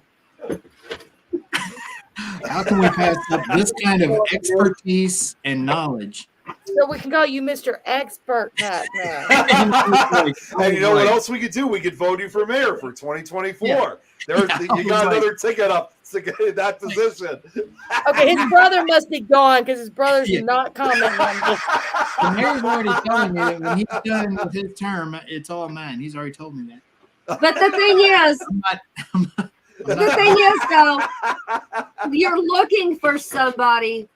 I mean, they may not know who people are, but when you can talk to somebody, and most people, whether you want to think so or not, are empathic to a point. And they can see whether somebody's sincere or whether they're money hungry. So, you know, that part helps. But to be able to say, I've done this, and I've done this in Waverly, and I've done this outside of Waverly, and here's my evidence. You can see it here. You can see it here, whatever you want to do. But, you know, it makes a huge difference in the paranormal field.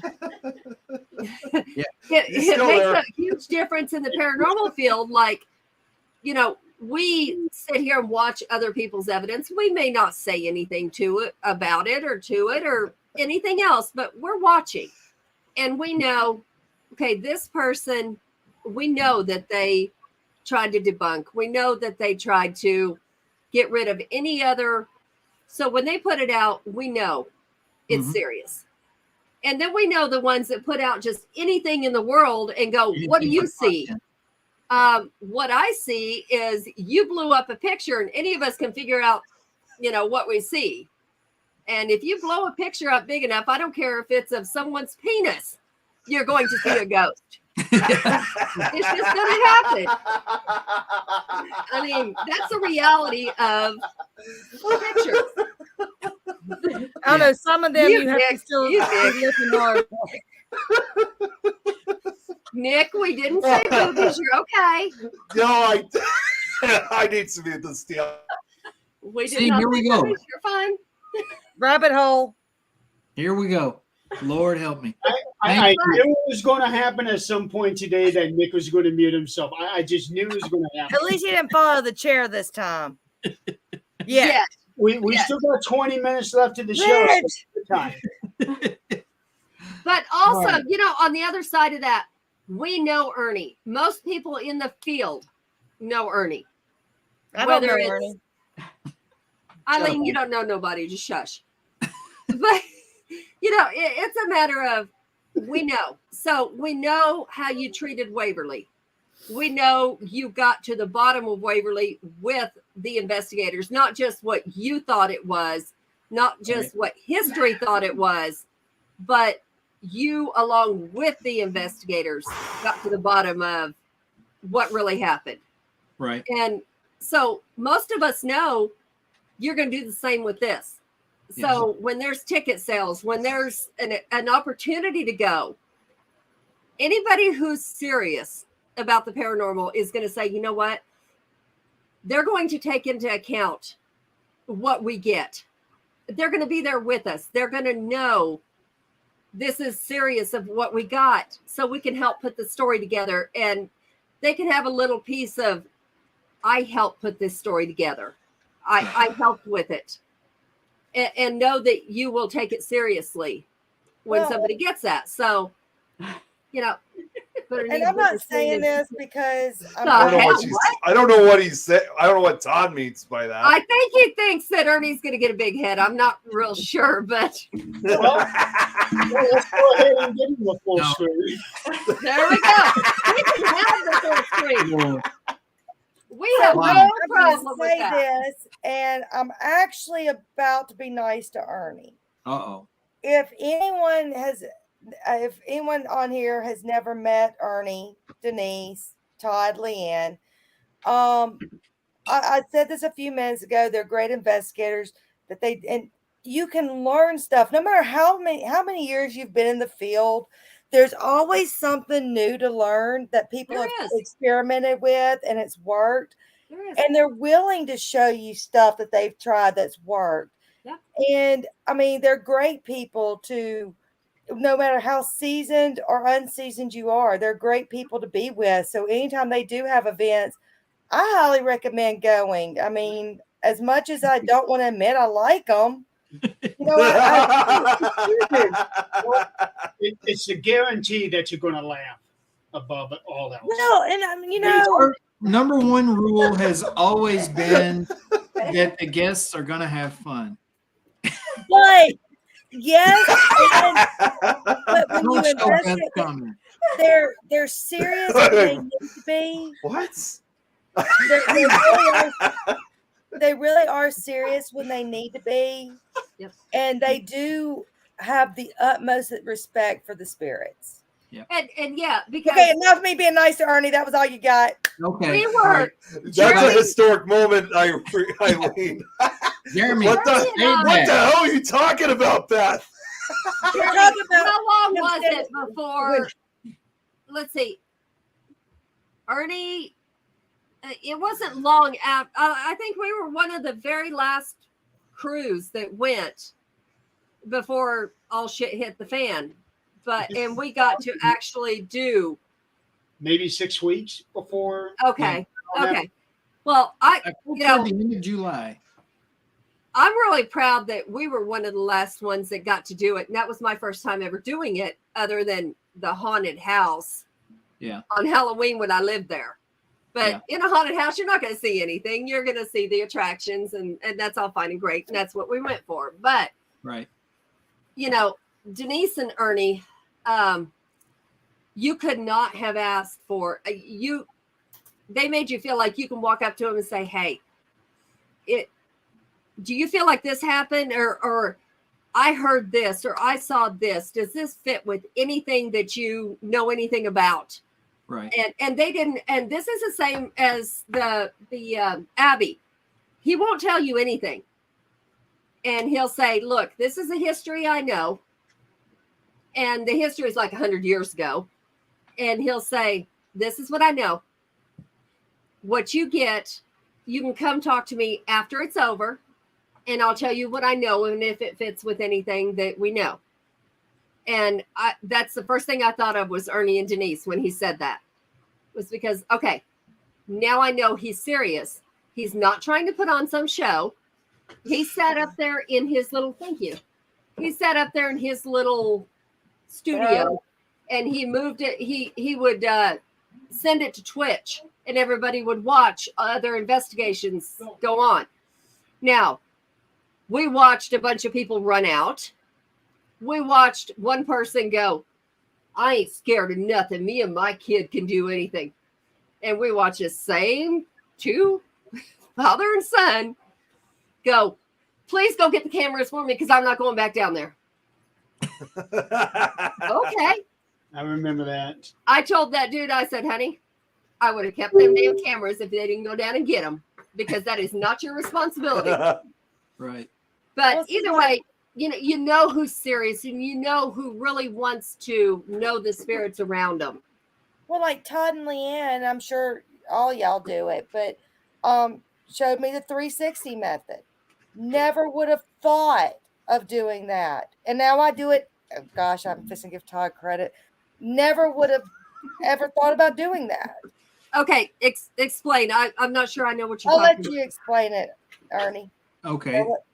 360 EVP is where you come up with a question. Okay.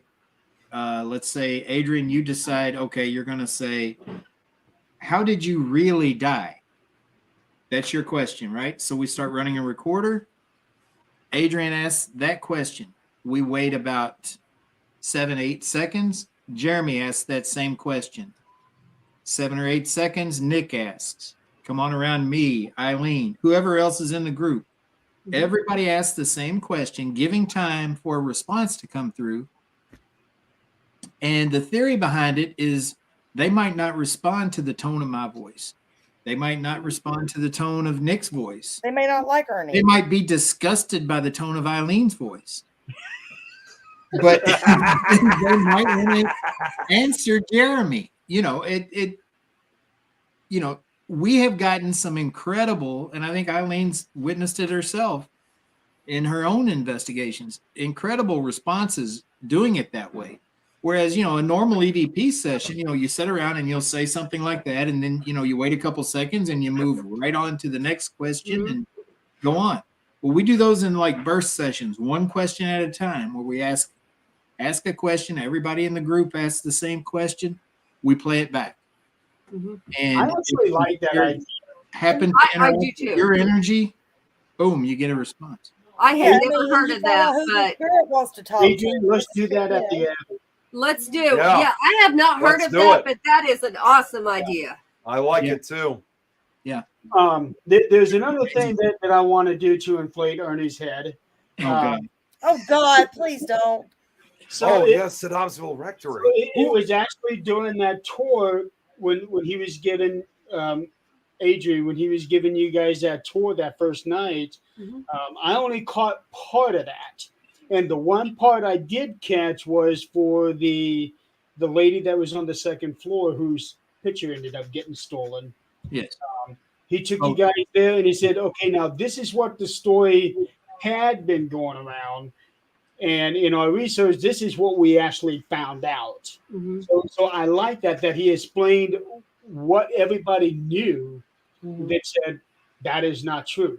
This is Right. what happened. Yeah, and Right. there's actually more to her story that we don't tell the public because we don't want it to get exploited.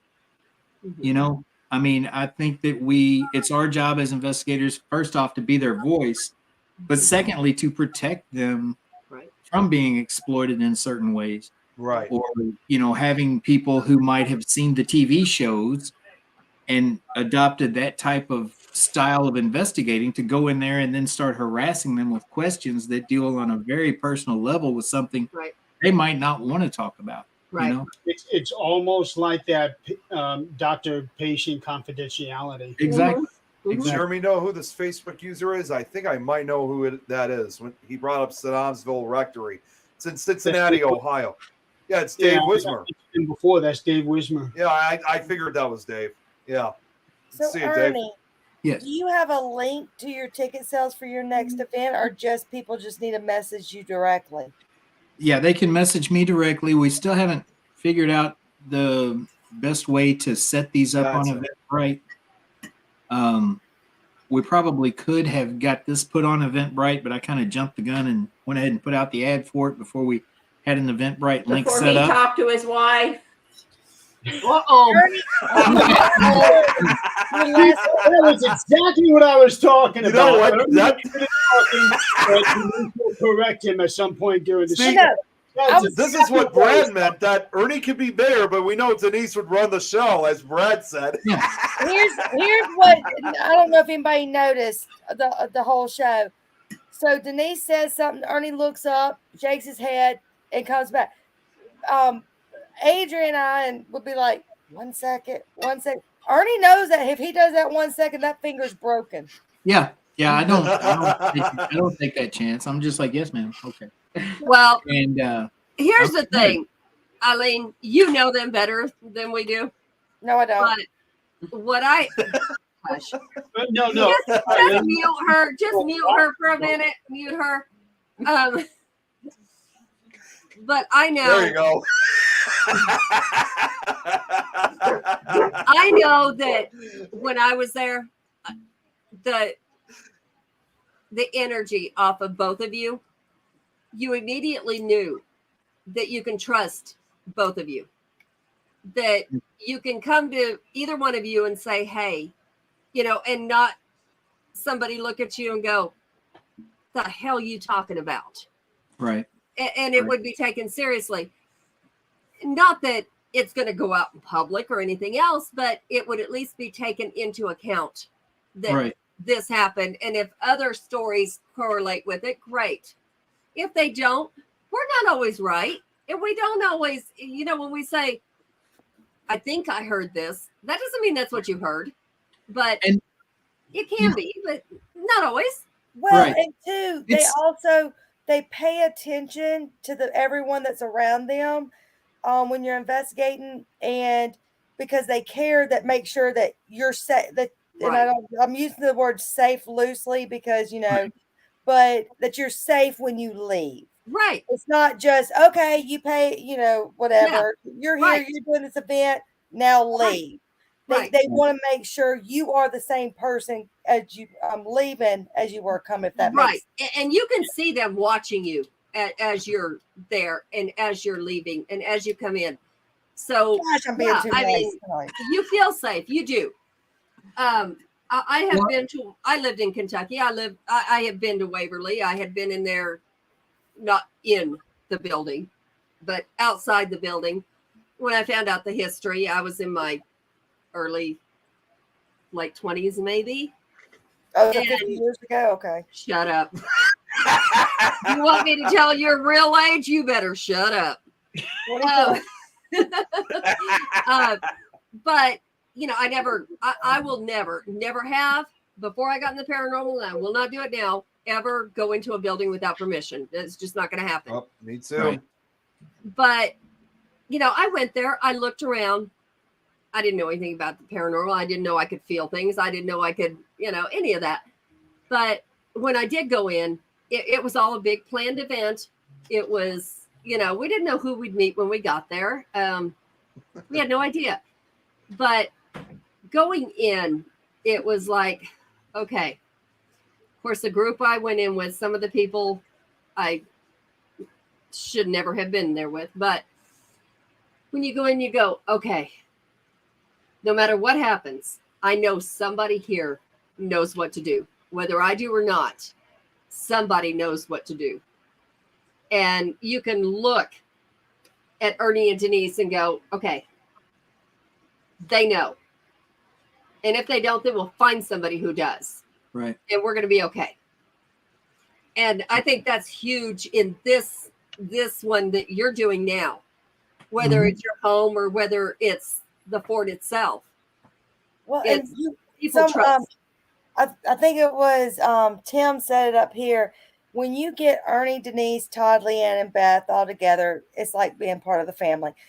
They might go places without each other, but they don't go places without each other. No. Just like when we were all in Kansas, Mhm. Beth was on the phone with them the whole time, pretty much. They are a family. Mhm. And I remember my first conversations.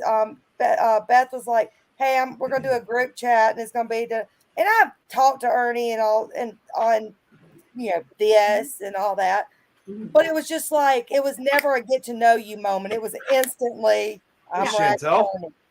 I'm ragging him instantly. Hey, sweetheart.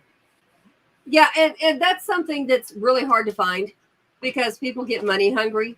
People get, and they start backing off from what they know is right Right. and start thinking money and start pushing people away. And I've seen that almost everywhere we have been. And you can look, even in the paranormal field, look around and see who has done that and who has not.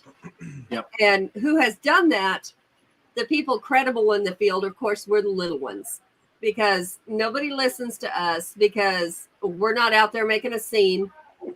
We just don't. We're not concerned with putting our face out there, putting our evidence out there and creating content. Mhm. We're concerned with having experiences, telling the true stories of the spirits, the people that came before us, and getting to the bottom of history. Those things aren't as exciting. Yeah. That's not Right. as much fun it's not as marketable. Yeah. It's not big for the TV shows or the YouTube channels, anything like that. So And I'm okay with that. Yeah, you don't get all the exposure that some of those people that are interested in those things get. Yeah. One thing I want to do, because I do like to be accurate with everything. 26th of July 1910 was the build date of Waverly. That was not the building that is on the hill now. I was gonna say it was a smaller building. wasn't it? Right. That was a 40 Yeah. bed facility, which sat basically over top of where the body chute is. When you first go underground with the body chute, there was a wooden structure there that was a 40 bed facility that was built in 1910. Wasn't long till they realized that wasn't enough. They built a 140 bed facility. That wasn't enough. So then they built that 187,000 square foot monstrosity that's still there today. And it opened October 20th of 1926. Almost 100 years ago now. Yep. And see, things like that is it's what matters. And those of us, I mean, yeah, we're little. Nobody knows, well, maybe Ernie's name, but nobody knows the rest of us. And Eileen, I'm gonna yeah, Google we all Ernie. know her, but that's because anyway. It's, What we did before. but we know who is important. We know who we can trust, and we know, it's a small group of us, and that's okay. Right. Because we know when somebody says, hey, we have something going, that we know whoever we're with either knows what to do or knows somebody who does know what to do Exactly. if something happens. Because that's our biggest fear, really. Those of us who Yeah. really believe, that's our biggest fear of Being what affected in some way by the energies that you encounter. Yeah. Right. And it can You be guys- very negative. It can be very destructive if Right. it's not handled right. Right. And, Right. a lot of people, that's part of what I was talking about earlier with the metaphysical connection. It has to be there and it has to be acknowledged. And you have to have a certain knowledge of the metaphysical in order to deal with any attachments or Right. being affected that might come about. Right. You know, I mean, Denise created these things. You guys, a lot of Oh, y'all I've know got it these things, hanging in my car. It does not leave my car. and they work. You know, I mean, it's yeah. I got affected when we were squatching the last time with Brad. He saw that. I got zapped basically. And that's another thing. We know most of the people that go with us, just like we're doing this event here. There's going to be 8 people that we don't know who they are. We don't know them. We're trying to show them they're interested. That's all it is. They're interested. And that's okay. That's perfectly fine. Now, if something happens to one of them, of course, one of us is going to jump in. We're going to help. But we know that we know most of the people we go with, there's somebody that we can trust. There's someone that, we don't just go to events and go, oh, hey, I'm here. I don't know anybody and I'm just here. Yeah, I know a lot of guys in this field and girls that they usually it's a YouTuber. Yeah. That go to investigations at these locations that are known to be haunted by themselves because that's cool. Nope. That is the dumbest thing ever. I've seen That's that right. a lot. They can have It's like with and you see it's with a lot of these young kids that go like these kids like in their late teens and 20s that go out like really trying to make a name for themselves, but they're not doing it the right way. And you have to remember, I mean, at my age, I'm just a couple years older than some of these kids, and even I know better than how they do it. If there was some way I could just go up and tell these kids, like, look, guys, shake them sometimes. yeah, and shake them too, yeah. I've had to go. I've watched a YouTube thing like that. And something happened. Brad. And Who's I this? actually had to go because it wasn't far from me and Is go, that your what the hell are you Oh, Mimi. doing? Yeah. Mimi's on here, Adrian? Huh? This is That's Mimi Mimi. talking. I miss you, honey. Yeah, that's unusual, Mimi. Why aren't you showing up under your name?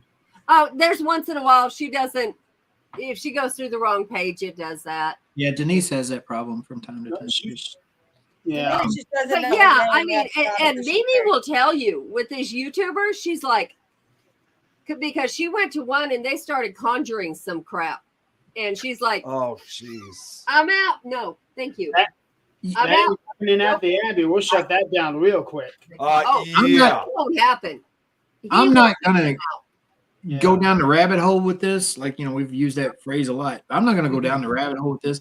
But there are so many people out there right now in this field that are doing so much damage, not only to themselves, but to the field in general, Yes. Yep. by calling themselves demonologists or thinking that they understand how to conjure Yep. or whatever when they have no real metaphysical background whatsoever, have no idea what a demon actually is. Yeah. They think, oh, somebody got scratched, there's a demon. No, it's probably some little kid that's just trying to get your attention. That's the only thing they could do. Right. I mean, It's a lot of work. the field really needs a reset where people It does. get away from the paranormal entertainment It does. and gets back to what got it all started to begin with, and that's trying to discover answers about life after death and those things. I mean, it's so frustrating to me, as someone who's been doing it for a long time and is very passionate about it. It's so frustrating. Shut up. 550 years. Don't pay any attention to I that pay one. all attention to Denise. Irritated, and the unfortunate part, because of all of these YouTubers or those that are creating content, they're doing these stupid things. They're doing these stupid And they're things. making And they're- tons of money out of it. And they're joking, and they're also joking about it too. Like Yeah. they're just you literally can tell that these are a bunch of, again, like high school and college kids that joke around before even the investigation starts. And I look at these videos, I'm like, They're not Exactly. serious at all about Yeah. why they're there. They're there to get clicks and likes and, maybe get some groupies that start following them around Yep. where they can sell tickets to events for an ungodly price to a bunch of teenage girls. See, I can look at tell you these- that groupies that you meet at haunted locations never go away. I just what I'm basically, I mean, basically, it's like I look at these videos. It's like, how on earth am I supposed to take these kids seriously? Stop him for me. Stop him. Here's the thing, though. When people, I'm just going to use me as an example because I don't know anybody else's story, but get into the field. I'm going on 6 years now. And you accidentally get in the field because you happen to be somewhere, somebody says, I'm a ghost hunter, and you go. You're like, oh, cool. And you go. And you learn a way that is just, and you don't know it because you're following your leader. That's all you're doing. Yeah. And they walk up and say, I'm a gatekeeper. I'm an alien. Yeah. What the hell did I just get into and Yeah. why? What just My happened? soul dates back to 10,000 BC. And I'm like, One of the original Grim Reapers. but if I had not have met other people along the way that I could turn to and go, what's going on? I would probably be one of those YouTubers going, I can conjure anything and I can And making control that it. face in every promo. Yeah. Well, and And even when I was, I'm sorry, It's Adrian. go on. sad. It is.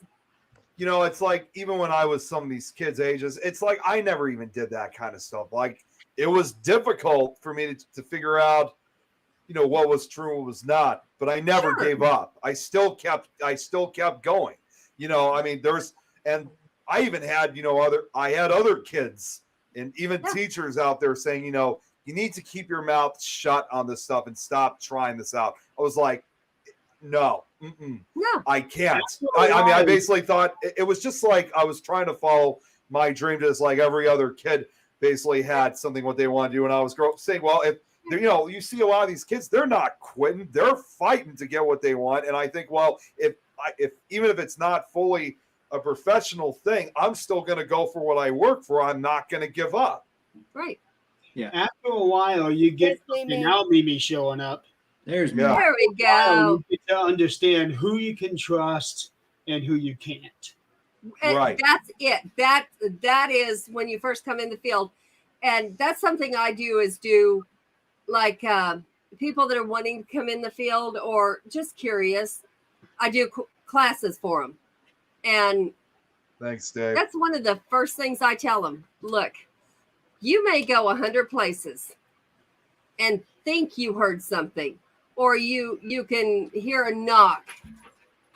Maybe it is, maybe it's not. You can have your little dowsing rods, and there may be a water source underneath you. There Right. may be who knows what.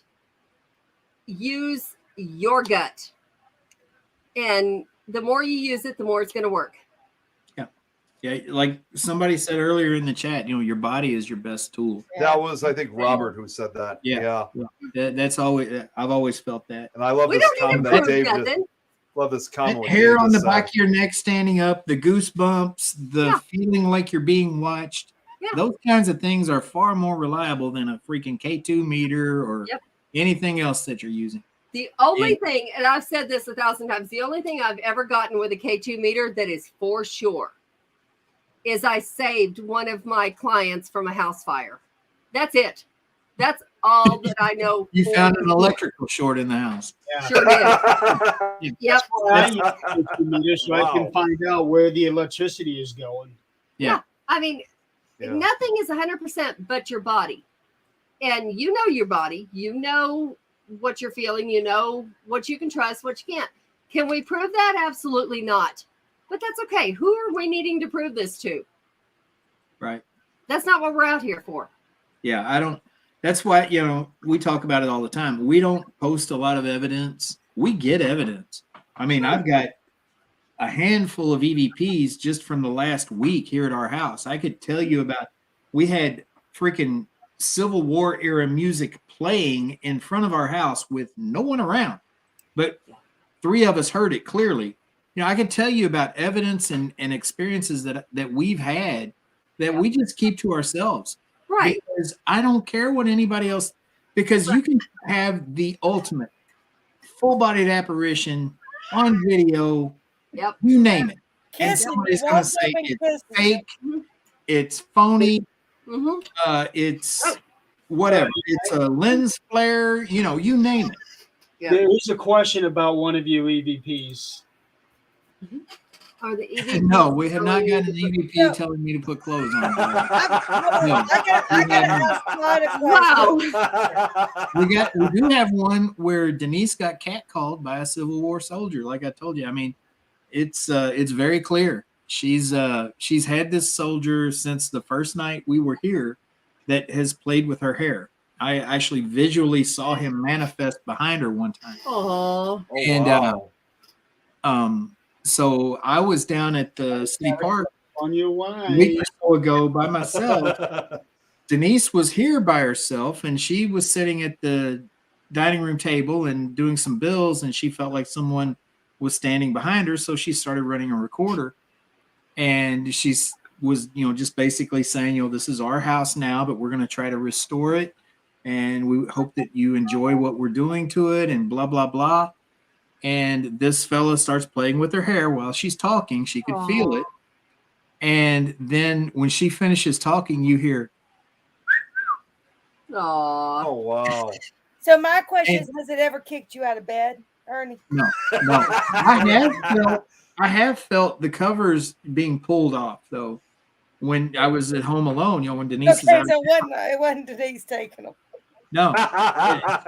She takes them when she wants, but, whatever. Yeah, I do have a question about West I Point. think if you guys can hear this. Are there any businesses out there that could benefit from people coming to town and doing the investigations? Oh, the entire town is going to benefit. We don't have restaurants right now. There's a restaurant that they're trying to open. They got a bunch of codes that they got to clear because the building that they bought is an old saloon from the mid 1800s that's in really bad shape, was in really bad shape, and they're having to bring everything up to code electrically and everything before they can open the restaurant in it. But we've got a couple of like gas stations and stores and things like that people will be stopping at when they're in town. I'm gonna play this. See if you guys can hear this whistle. I don't know if it'll pick up. Play it right there. Try it here. Okay. I'm going to be sitting here at this table for a few minutes doing some bills and looking at some stuff. So. Oh, I heard it. I heard it. Yeah. Yeah. Like. Yeah. That was clear. Well, they could have paid your bills for you, Denise. Yeah, really. Without one little, chunk of Civil War gold and paid off the house or something, probably. Brad said he's got a whistle up at the 6th floor of his OSR. I just gotta say this, but Brad, that type of whistling is a certain message of don't ever drop the soap. Yeah, Exactly. Yeah, you don't want to get whistled at a male part of a prison if you're a guy. That's not don't drop the soap. Yeah, exactly. Sometimes we get it right. No, That reminds me, Jeremy, have you talked to Scott and Tammy and let them know anything about the house they're going to be staying in? I might have told them about the dogs. You might want to tell them about mom and dad too. Uh-oh. I can make sure I do that. Yeah. 'Cause some people may not take to that real well. But When I was there, I couldn't smell anything. how the hell did you not smell anything? Mom and dad are sitting there lighting up like it's, No, unless I was right there, literally, and they were actually doing it. Otherwise, I did not smell anything at all. I don't know how. But that room you're staying in, your room is now my room for the next 2 weeks. I'm going to tell you something. I don't know how you didn't feel or hear anything in that room, because I've stayed in there the last 2 nights now, because our little girl just had her surgery, and then she opened up her incision, had to take her back to the vet, Yeah, Zach have was her talking restitched. earlier. So now she's sleeping in the bed. I'm afraid I'm going to kick her. So I went in the spare room, and that's where I'll sleep till she's healed. So I need to That place is nuts. I need to ask the Todd a question. So when you found me, was it the right one that you call family? Hell no. Who would admit that? Yeah. Just saying. So when you're sleeping in there, are you hearing things or are you feeling things? Feeling things.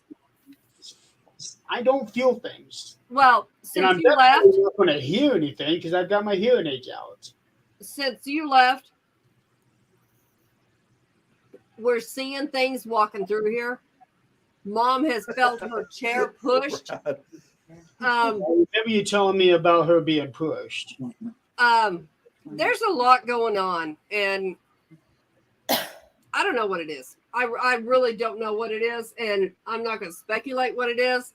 I asked Mom casually last night. I said, hey, is it an anniversary, a birthday, anything of some family that used to live here or maybe died here? Just like lots of families died in this house. And she says, I don't think so. Okay, we're going to leave it alone at that point. But the air conditioner got turned off in that room the first night I stayed there. I'm like, come on, guys. Wow. Last night, things started moving around. I was just like, go away. I turned over. I'm like, this got to stop. Just go away. All right, guys. Well, I'm just have to jump off of here. Of course you are. Your ass is usually in bed by now. Yeah, I can't believe that old woman Eileen is up this late already. Well, no, It's past her. It's past her curfew. look, we gotta get my son to football already practice. missed Alex. way too much beauty sleep. I know, right? I looked at you and it all went, but it tried to go to your way. But no, we gotta get my son to football at 6 a.m. So that's my day starts 6 at a.m. Yeah, they got, since the heat wave, they have to get to football earlier for practice.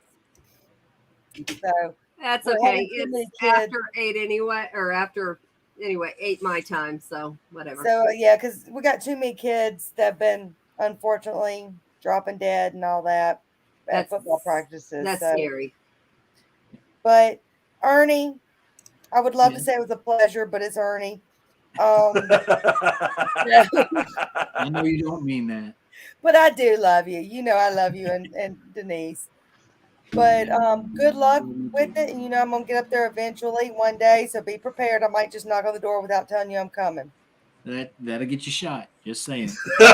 That's Kentucky for you. You should know better. Just like down in Mississippi, you don't. Right. Don't show up unannounced. That's I it. got my guns right there.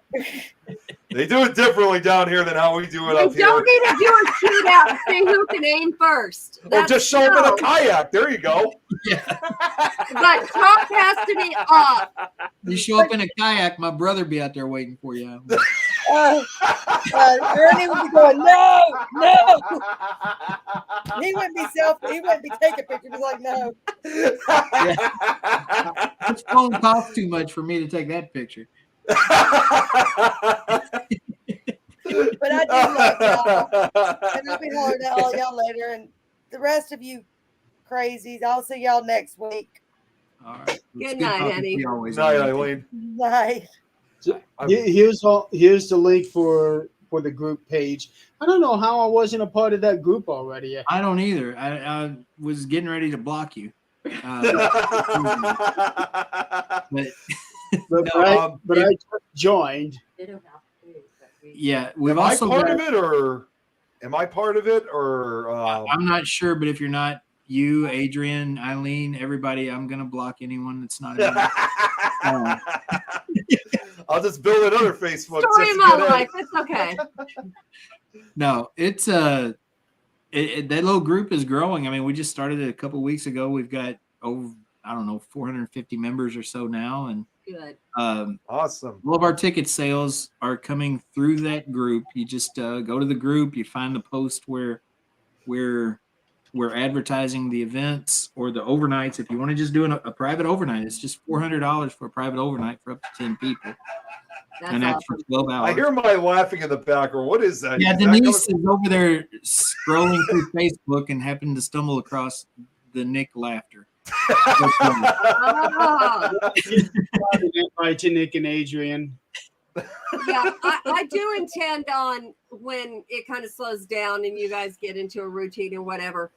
I do intend on getting a few of us. I don't want to do too many just because obviously we know too many is too many. But A ringtone. you know, some of us that know each other come down, spend the night and do an investigation and you know, Yeah. $400, 4 people. Okay, let's do this. Yeah. I mean, it's not expensive. We kept the price down for a reason because we are investigators ourselves, and we know that everybody's on a budget, and we feel like Fort Duffield being a new location, it's not going to be a destination location where like someone's coming from Chicago just to go to Fort Duffield, but it might be a place that you come to Waverly and you're 20 minutes up the road, come on down to Fort Duffield, and then maybe the next night you go to Octagon Hall, Right. or you go to Old Stone Jail or Scott County Jail, one of the other locations that's within just a few hours drive of here. Unless And- y'all are there, I'll be damned. I ain't going to Waverly. I done been there. The right people are, Tina's back in charge of things at Waverly, Oh, okay. and things are right at Waverly again. Oh, okay. We just aren't back up there working right now.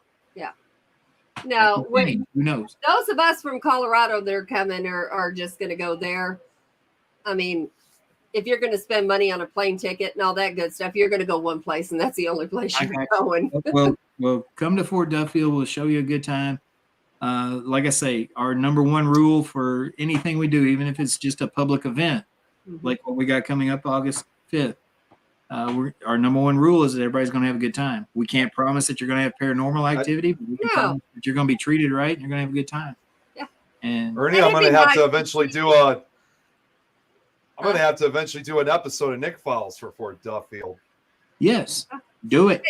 It's one of those things of it's worth it just to go see friends.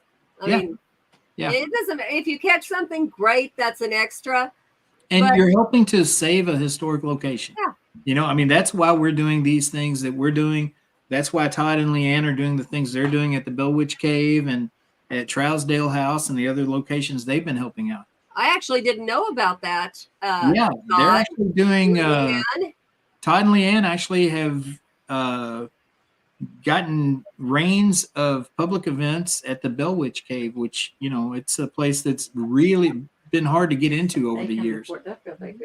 And I would love to go. yeah, And that's set it on up the where you way. could come to Fort Duffield, and then the next night go 2 hours down the road to the Bell Witch Cave and hang with Todd and Leanne. It'd be awesome to see them too. Yeah, they're okay. Yeah. I really like Leanne. I would definitely What were like you to go saying, to Funny how you guys, you Eileen, she likes certain people and doesn't like certain people, and what the hell? It's not But everybody like likes me and Denise and Todd and Leanne, even Eileen. So there you go. And Beth. she loves everybody. Come on She really now. does. I love her. I won't tell her Really that, but I shows love her. All those sorts of stuff. He's Block Brad. talking her. about like what Todd said. So he even blocked me, his son. I just thought of something, Brad. Hey, why don't you come up there with us? Yeah. You'll never be found in those 2 rivers, buddy. Oh. Do it, That Brad. calls for trouble. I'd like to, anybody that can possibly make it. August 5th is going to be a good time. I mean, yes, we're trying to book these private overnights, and like to have every one of them full if we could. But these public events that we're doing right now, this is the first one and the only one that we've got on the schedule. But we're planning to do more. But this one, August 5th, with Squatch Man. I mean, I say it all the time. That would Anybody be that fun. hasn't met that guy needs to meet him. You will fall in love with him. You will be impressed with his knowledge and his way with the forest people, as he calls them. That would be fun. It's really cool. That would be. Brad said he'll bring a kayak. Brad, God, no, we don't want to see your boobs. Stop. Stop. Well, No. Ken will make an exception. No. Is he local to Louisville? Squatchman was born in Louisville, but he lives over in southern Indiana now. And we hang with him all the time. I mean, he lives real close to the Red Yeti, which you guys that follow us know that we eat at the Red Yeti about once a week. We just doesn't live far from there. Show sometime. Jeremy, say that town again. Say the name of that town again. Louisville. Okay. You're close. You got the lure. Right. Yeah, well, we'll go with that. I always say it as Louisville all the time. Yeah, well, you're a Yankee. It's In Kansas, they used to say Louisville. that's even worse. Yeah. And when I moved there, they were like, what the hell are you saying? I'm At like, least we're not saying it like Illinois. Right, right. Hey, Everybody listen don't close. even start. Hey, you know what? Just be glad Eileen's not here for that. That's why I said Louisville. Louisville Slugger. Louisville. Yeah, all right. There we go. You did it. You did it. There you go. we do need to get him on this show sometime. Yes, you do. You need to contact Squatchman and get him on. I would love to learn a lot more about that. I would. Yeah, that guy Especially is going amazing. camping. That guy's amazing. I mean, he is just he's one of a kind. I mean, I always say it. He's the one and only Squatchman, and there's nobody like him. He's our brother. He's one of our best friends in the world, and he is just a great, kind soul that everybody needs to meet. Brad, And that's something hard to find anymore. Yep. Didn't you have him as a guest on your own show, Pac-Man Oh, yeah. Paranormal? We've had 49? him on a few times. Okay, Yes. I think I've seen one of the episodes of him in it. Yeah, we've had him on a few You times. can't miss him. He's got a great big beard that comes down. Yeah, you know what? Okay, He- I know who that is now. Yeah, when Yeah. you guys were talking about the goat man, yeah, Yeah, he was. Poplick Monster. Yeah. He's probably the most knowledgeable person out there on the Poplick Monster. Honestly, I mean, he's got a casting of what he believes is the Goat Man's track. Wow. I was like astounded by it because like I've done my research. Like again, I do so much research on cryptids, including the Poplick Monster, and no matter how many sites I've came across, they say that there's barely, if I ever found any report sightings. Mhm. But when I saw him, when he brought that cast up, it just like blew my mind when I saw that. Right. You ought to do one on Busco. On what? You ought to do one on the Beast of Busco. The Beast of Busco. I know I heard of that one before. Isn't that one of the big phantom cats? If I'm correct. Oh, that okay. You know what? No, I know what that is. Yeah. I might even have it on the list. I know I have Pope Lick on it, so eventually I will be doing that one. Yeah, because that's where Scott lives. Okay. Busco. Interesting. No. Well, folks, I appreciate you bringing me on and letting me ramble. If there's anything else on Fort Duffield or West Point that you could tell us, because we're a half hour over. Let's put the link up there. I did. I put it in the chat. Okay, perfect. That's all I need. Yeah, he already put it up. So I can hit it. Perfect. A lot of folks get confused, guys, when they hear West Point. They think of like the military academy. That's in West Point, New York. West Point got its name because at the time of its settling, when it was settled by white men, it was the furthest point west that the white man had traveled. Actually, right next door to my house, there's a historical marker for John Shields. He was the gunsmith and the blacksmith on the Lewis and Clark expedition, and he grew up right next door to my house here. So Really? this town, Wow. yeah. I mean, that's a pretty important role Yeah. during the Lewis Yeah. and Clark expedition. Yeah. Yeah. And like I say, he grew up here in West Point. But That's cool. there's just so much history in this town. Mhm. It's a place that people need to experience and learn about. And I just really I love it here. It's a great little town with so much history, so much potential for growth, and we're thrilled to be here and thrilled to be a part of that. Come on. That's awesome. That's really Come awesome. on. I can't Oh, wait to see. geez. Come Hey, on. Jeremy, just before we get off, I wanted to show that I was going to show it earlier, that article I found for my paranormal club very quickly. Yeah, Check I was this. going to say. Yeah, check it out. This is the first time I've ever seen this. Paranormal Club scares up a storm. And here's the craziest thing. This was posted a few days after we came back from Salina, Kansas. And just, if you guys are able to read it, it even has my name featured on it. Send it to me. Awesome. That's cool. Yeah, give me that link. Yeah, definitely. And I love what it says right here. I'll highlight for you. It's obvious to me they've been watching me somehow. They've seen That's where I've great. gone. And what's really cool about this, I'm going to be honest with you guys. Like when I talk to kids, current and former students at my former high school, when I tell them that I'm the founder and the original president of this club, they go absolutely nuts because to them, they think they're hanging out with a celebrity. Like they're like, what? Like they actually freak out. So Well, yeah, it is to them, and that's okay because that way they take stock in what you're saying. Yeah, at least they're not, promoting one of the paranormal entertainers. Yeah. right. We're talking about a guy who legitimately wants to do things the right way and wants to show others the right way to do things. So I think Right. that you're a great role model for them. And I've been doing, and now right, basically there the you age I'm at, I mean, I'm doing this now. I've been doing this before I started this at a time before some of these kids were even born. Right. So, There you go. and they're, Oh, and I, are we it's- showing our age a Yes, little it is, bit? it's amazing too how that even brings up about the Chicago hauntings tours, which I volunteered a few times on those. So I'm really surprised I haven't ran into these into the kids that have been going there over the years. But You I'll probably definitely- have.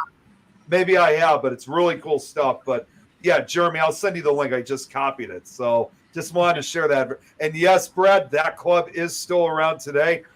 For those that didn't hear, I started it back in 2007. So well over 15 years ago.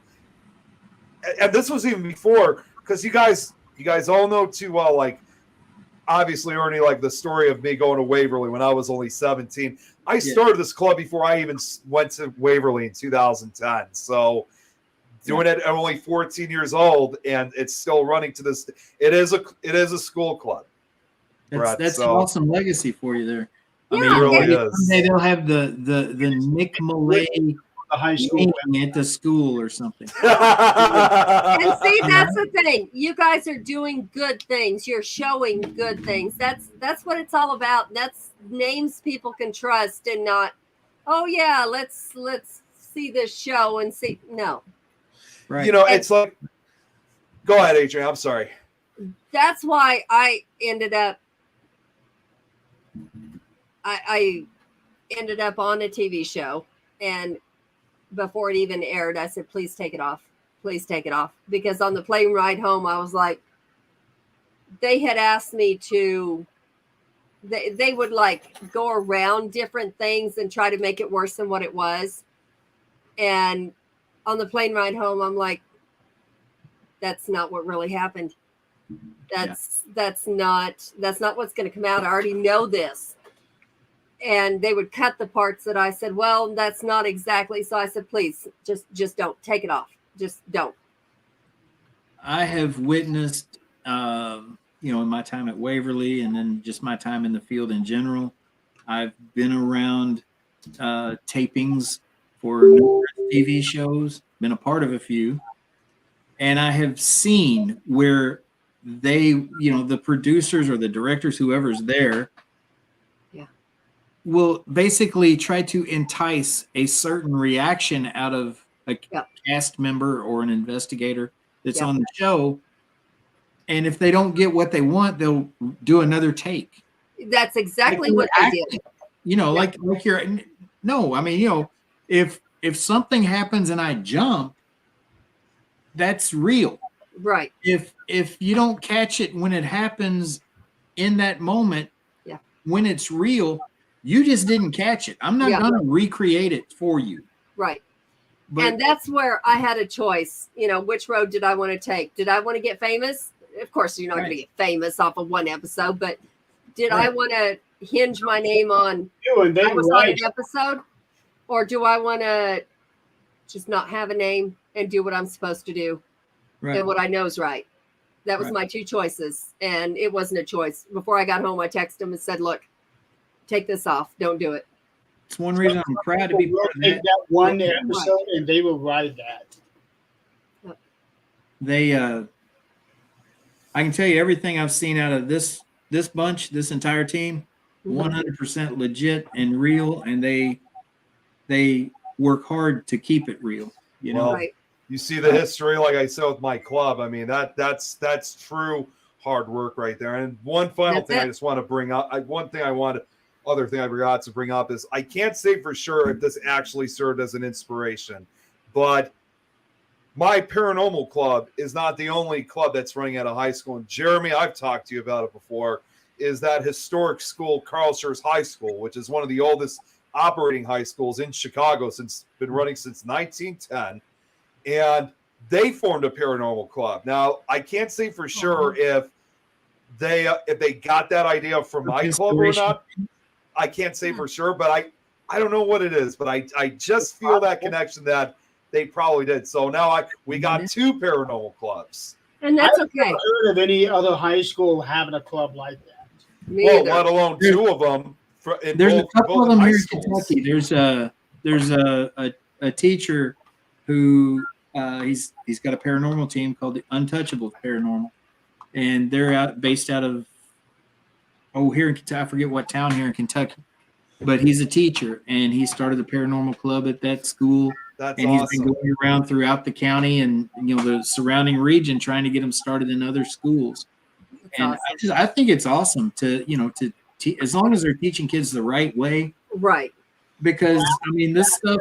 And it's not only just something that I believe in, and I think everybody needs to believe in it because you're missing out on so much.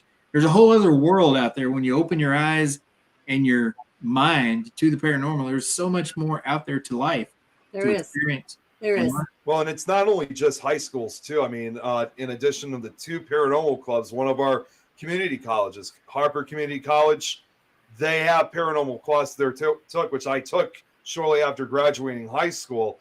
I think they're still running to this day, but even more amazingly, at least on one occasion, 10 years ago, they even brought in John Zaffis for just a one-night only event. Godfather. So, it's happening for both the high schools and colleges. So, and that's I'm just really glad I started basically kind of two of them. Absolutely. Yeah. I think everybody that we know, we associate with, has done amazing things, and I'm proud of everybody that I'm associated. We don't all always get along. I mean, there's spats and feuds that pop up, and sometimes they'll last for years. Sometimes they might last a week or two and be over with. But I try to keep my circle with people who are legit and real. And, a lot of times that involves being friends with people that aren't friends with other people that are in my circle. Right. Yeah. And, I think you guys know exactly what I'm talking about and some of the people I'm talking about. Yeah. As long as a person is real about what they're doing and they're square with me, they're my friend. That's it. And they're going to be treated like family. Nobody else needs to verify or exactly. They don't have to care or even open their mouth about who's friends with who. Right. That's none of anybody's business. Is that person real with you? If they are, that's it. Exactly. Who needs to choose sides? That's Hi, Lauren. crazy. That's Lauren. all bull. Yeah. But everybody, Lauren, hi, honey. Everybody that I of course I have a small circle, and that's okay. I have no problem with that because I know, of course we're gonna have a spat, we're gonna have whatever, but I also know we can go to each other and say, look, this is my view. Tell me your view. Yeah. We're gonna meet in the middle, and I may not agree with you in the end. You may not agree with me in the end, and that's okay. Right. We respect each other's view and maybe learn from it. Exactly. We can all learn from each other. We can all grow along with one another, even if we're doing it on separate vines. You know what I'm saying? And I'm, in our group, I am probably the biggest mouth there is going, you know what? Shut the hell up. I'm this redneck bitch. Shut up. Yeah. I don't want to hear you unless you got something nice to say about somebody. Don't. I don't want to hear you. Right. But too much drama in the field already. yeah. Oh, yeah. I just let the other person talk and make themselves look dumb. And they do, and they will, and that's okay. That's Exactly. perfectly fine. They can bring out their own true colors, whatever. Yeah. But I don't think anybody needs to hate anybody. You can just go, you know what? That's great. You do your thing, and be fine. yeah. But And I don't have anything to do with you because I don't believe, the drama you're creating or the false evidence you're doing. That's great. You do your thing. I'll love you from a distance. Goodbye. right. And that's okay. There's nothing wrong with that. But I really think the little group that we all have, that we all know each other, that we, everybody trusts everybody. You couldn't ask for more. In the end, you cannot ask for more. You know what? And you guys have seen all too well, and I'm actually going to be doing it just a few days, which has been a long time since I've done. I'll be making one of my holiday music posts, for the entire paranormal community, obviously. Because no fireworks. Can't wait fireworks. It's not fireworks, but it's a good song, actually. It Lee was Greenwood. actually... It's 4th of July. Come on. Since Lawrence... Subject for just a quick second, because this has been affecting everybody except for Adrian. What is your air quality right now? Do you guys know? yes. We got a lot of smoke. Wow.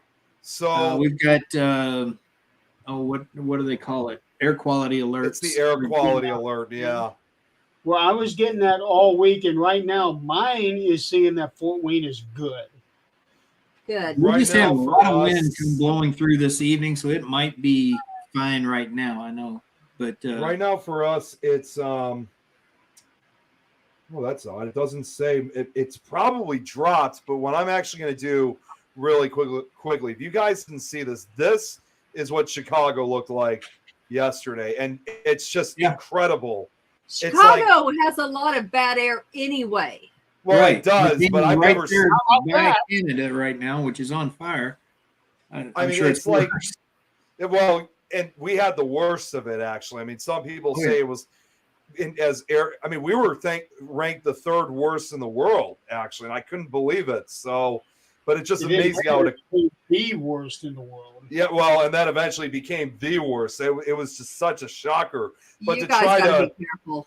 oh yeah, well, to try to relieve some of that tension, I actually said this, Jeremy, you're gonna know this all too well. It actually reminds me of a movie almost.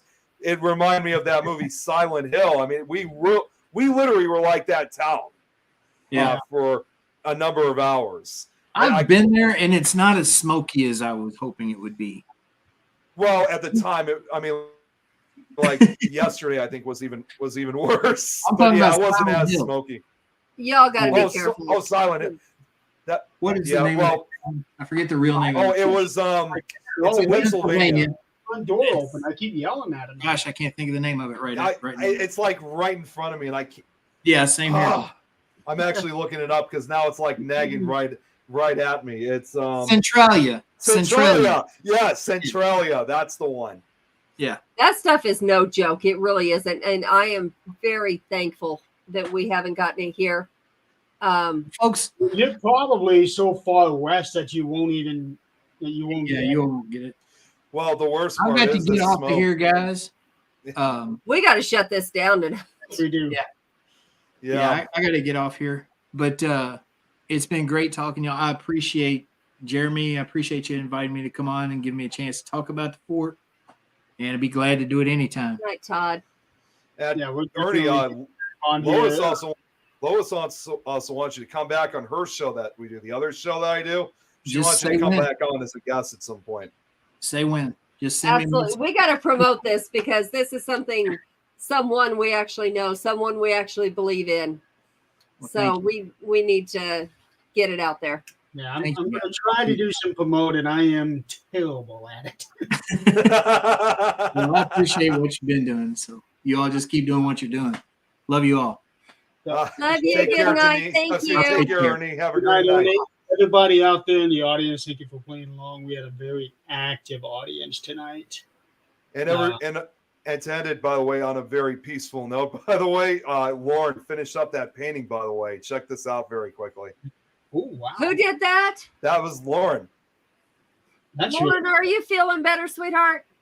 I know since she was on, I wanted to try to get this. I said I was going to share this at some point in the show, and I was going to wait until she came on. Once she did, I thought, okay, I got to share this before we get off here. So She's amazing. She really is. background on that. I love the background to it. Yeah, that is just incredible work. Yes. I mean, my jaw dropped when she said she was done. She showed me one when she was still a version of it when it was still in progress, when she was still working on it. But when she finished it all up, I was like, yeah, my jaw dropped to the ground. That was amazing. So great job, Lauren. She really does do amazing work. I'm glad you're feeling better, sweetheart. Okay. All right. So And next before we close, we got one more thing. Oh, okay. Jen should be between me and Jen. She's going to be moving in Jen's backyard. So she's going to be real close to both of us. So we're going to have some adventures this summer. Oh boy. And I also heard recently. unpublishable adventures. Oh, yeah. I also recently heard briefly from Jill when we were doing Don Show Tuesday. She's okay? She's doing okay. She said her nephew, I believe, is out of the hospital. So she's starting to kind of come back slowly, but I mean, it's still going to be a while. But she is starting to make a comeback slowly but surely. Good. I was worried about what happened to her because I couldn't see her. I couldn't, I couldn't see anything. She never texts back.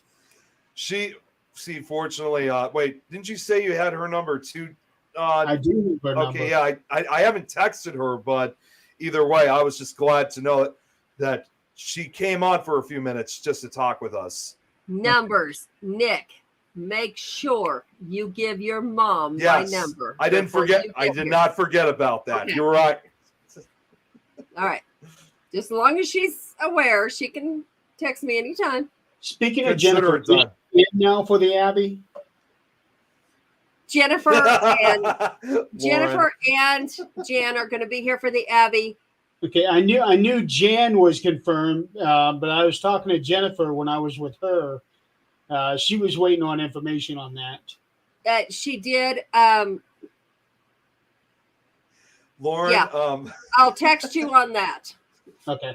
No, I didn't hit my head. It's just a 4th of July decoration because that's me smacking him around.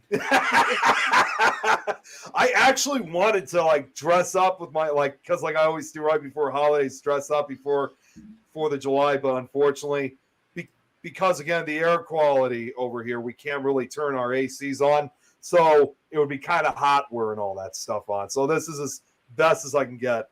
Hey, let's get through the air quality issue and we'll get back to normal. It's supposed to filter out the air. Not when it's bringing it in. Yeah, it has been raining over here. I mean, we had a huge rainstorm. We had a huge rainstorm that hit us earlier I mean, I actually woke up. It must have been about 5 o'clock in the morning when it happened. I actually slept downstairs in the basement because it was cooler down there, and I didn't have to work, fortunately, today. So I didn't have to worry about getting up. So then I heard all this rumbling, which I thought I took was thunder. It was just downpouring, and I'm like thinking to myself, Oh, God, I wow. really hope that this is going to get rid of We're maybe not get supposed- rid of it all, but get rid of some of the air quality. We're supposed to get a little bit tomorrow, quite a bit Saturday, all day Sunday, and most of Monday. I just hope that we don't get this bad weather or the smoke by the 4th of July, because right now they're saying for our area it's going to be sunny and 90 degrees on 4th of July. Good. Ooh, okay. Oh, the painting of the dog. Oh yes, she did one on a dog too. Okay. Oh here Well, here that- it is. We will call it quits. Yeah, because we do have to get off.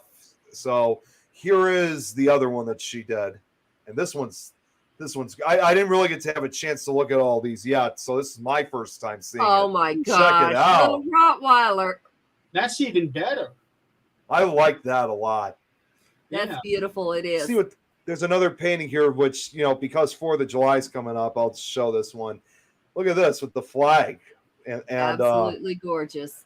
that's amazing. I like it.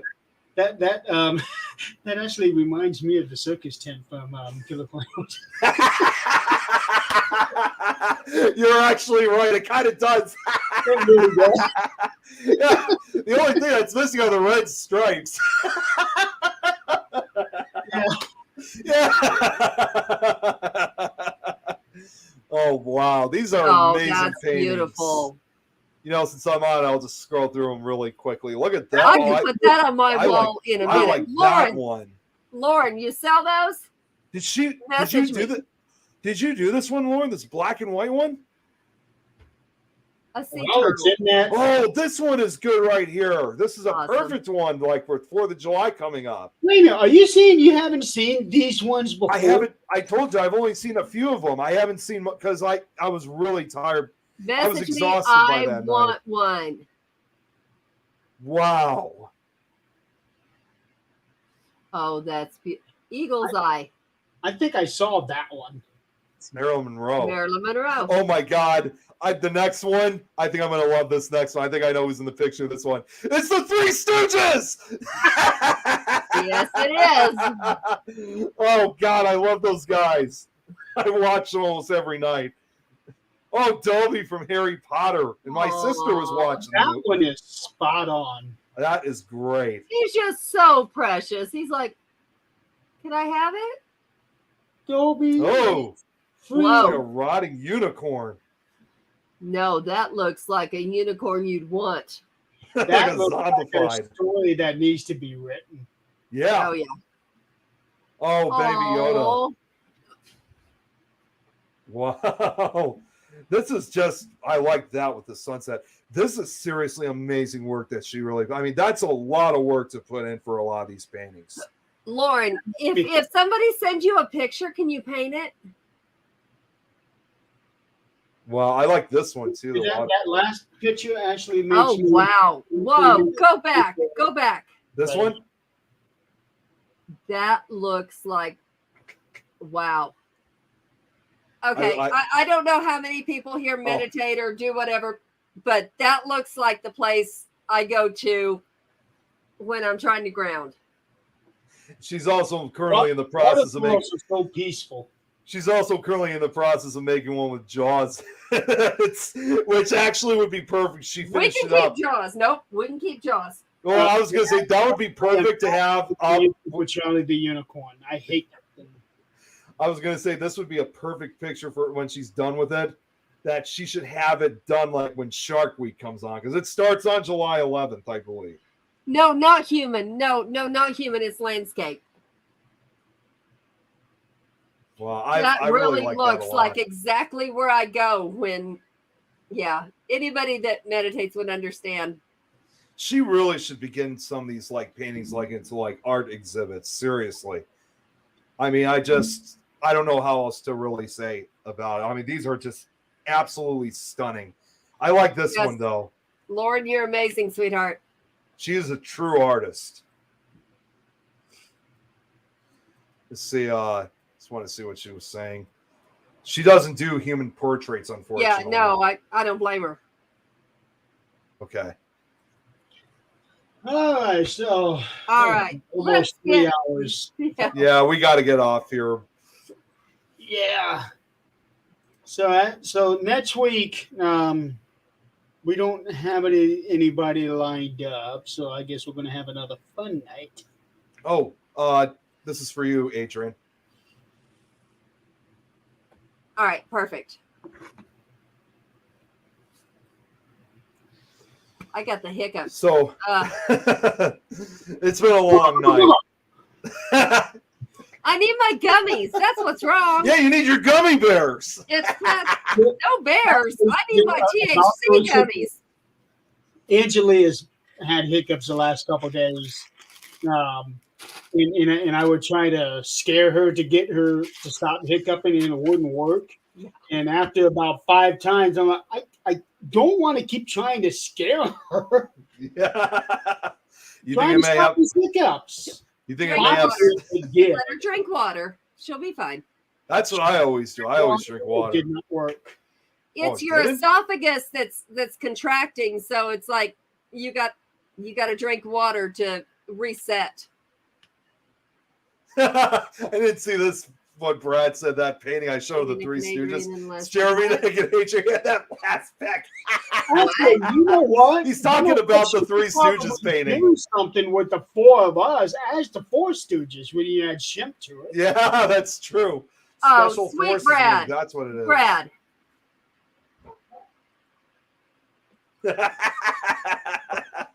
Breathing brown bag worked for me once. that's for panic attacks. What the hell's Yeah. wrong with you? Hyperventilating. Yeah, that thing that kind of looked like the Ted from Killer Clowns from Outer Space, Jeremy. Yeah, Special Forces wings. That's That what was All it right, the first let's thing that log came to off my mind. before Brad can say another damn thing. That was the first thing that came to my mind. I kind of figured you were going to say something like that. That's actually pretty funny. Oh, that would suck. For 12 hours. Oh, I- 12 No, hours. don't tell me that. I would Oh, panic. God. All right, guys. We're gonna call it. Yeah, this time for sure. Yes. Thank you so much for joining us tonight. Join us next week. And also for 4th of July, be safe out there and keep your pets inside. Yes. Happy 4th of July, everybody. Yeah. Good night, everybody. Night, guys.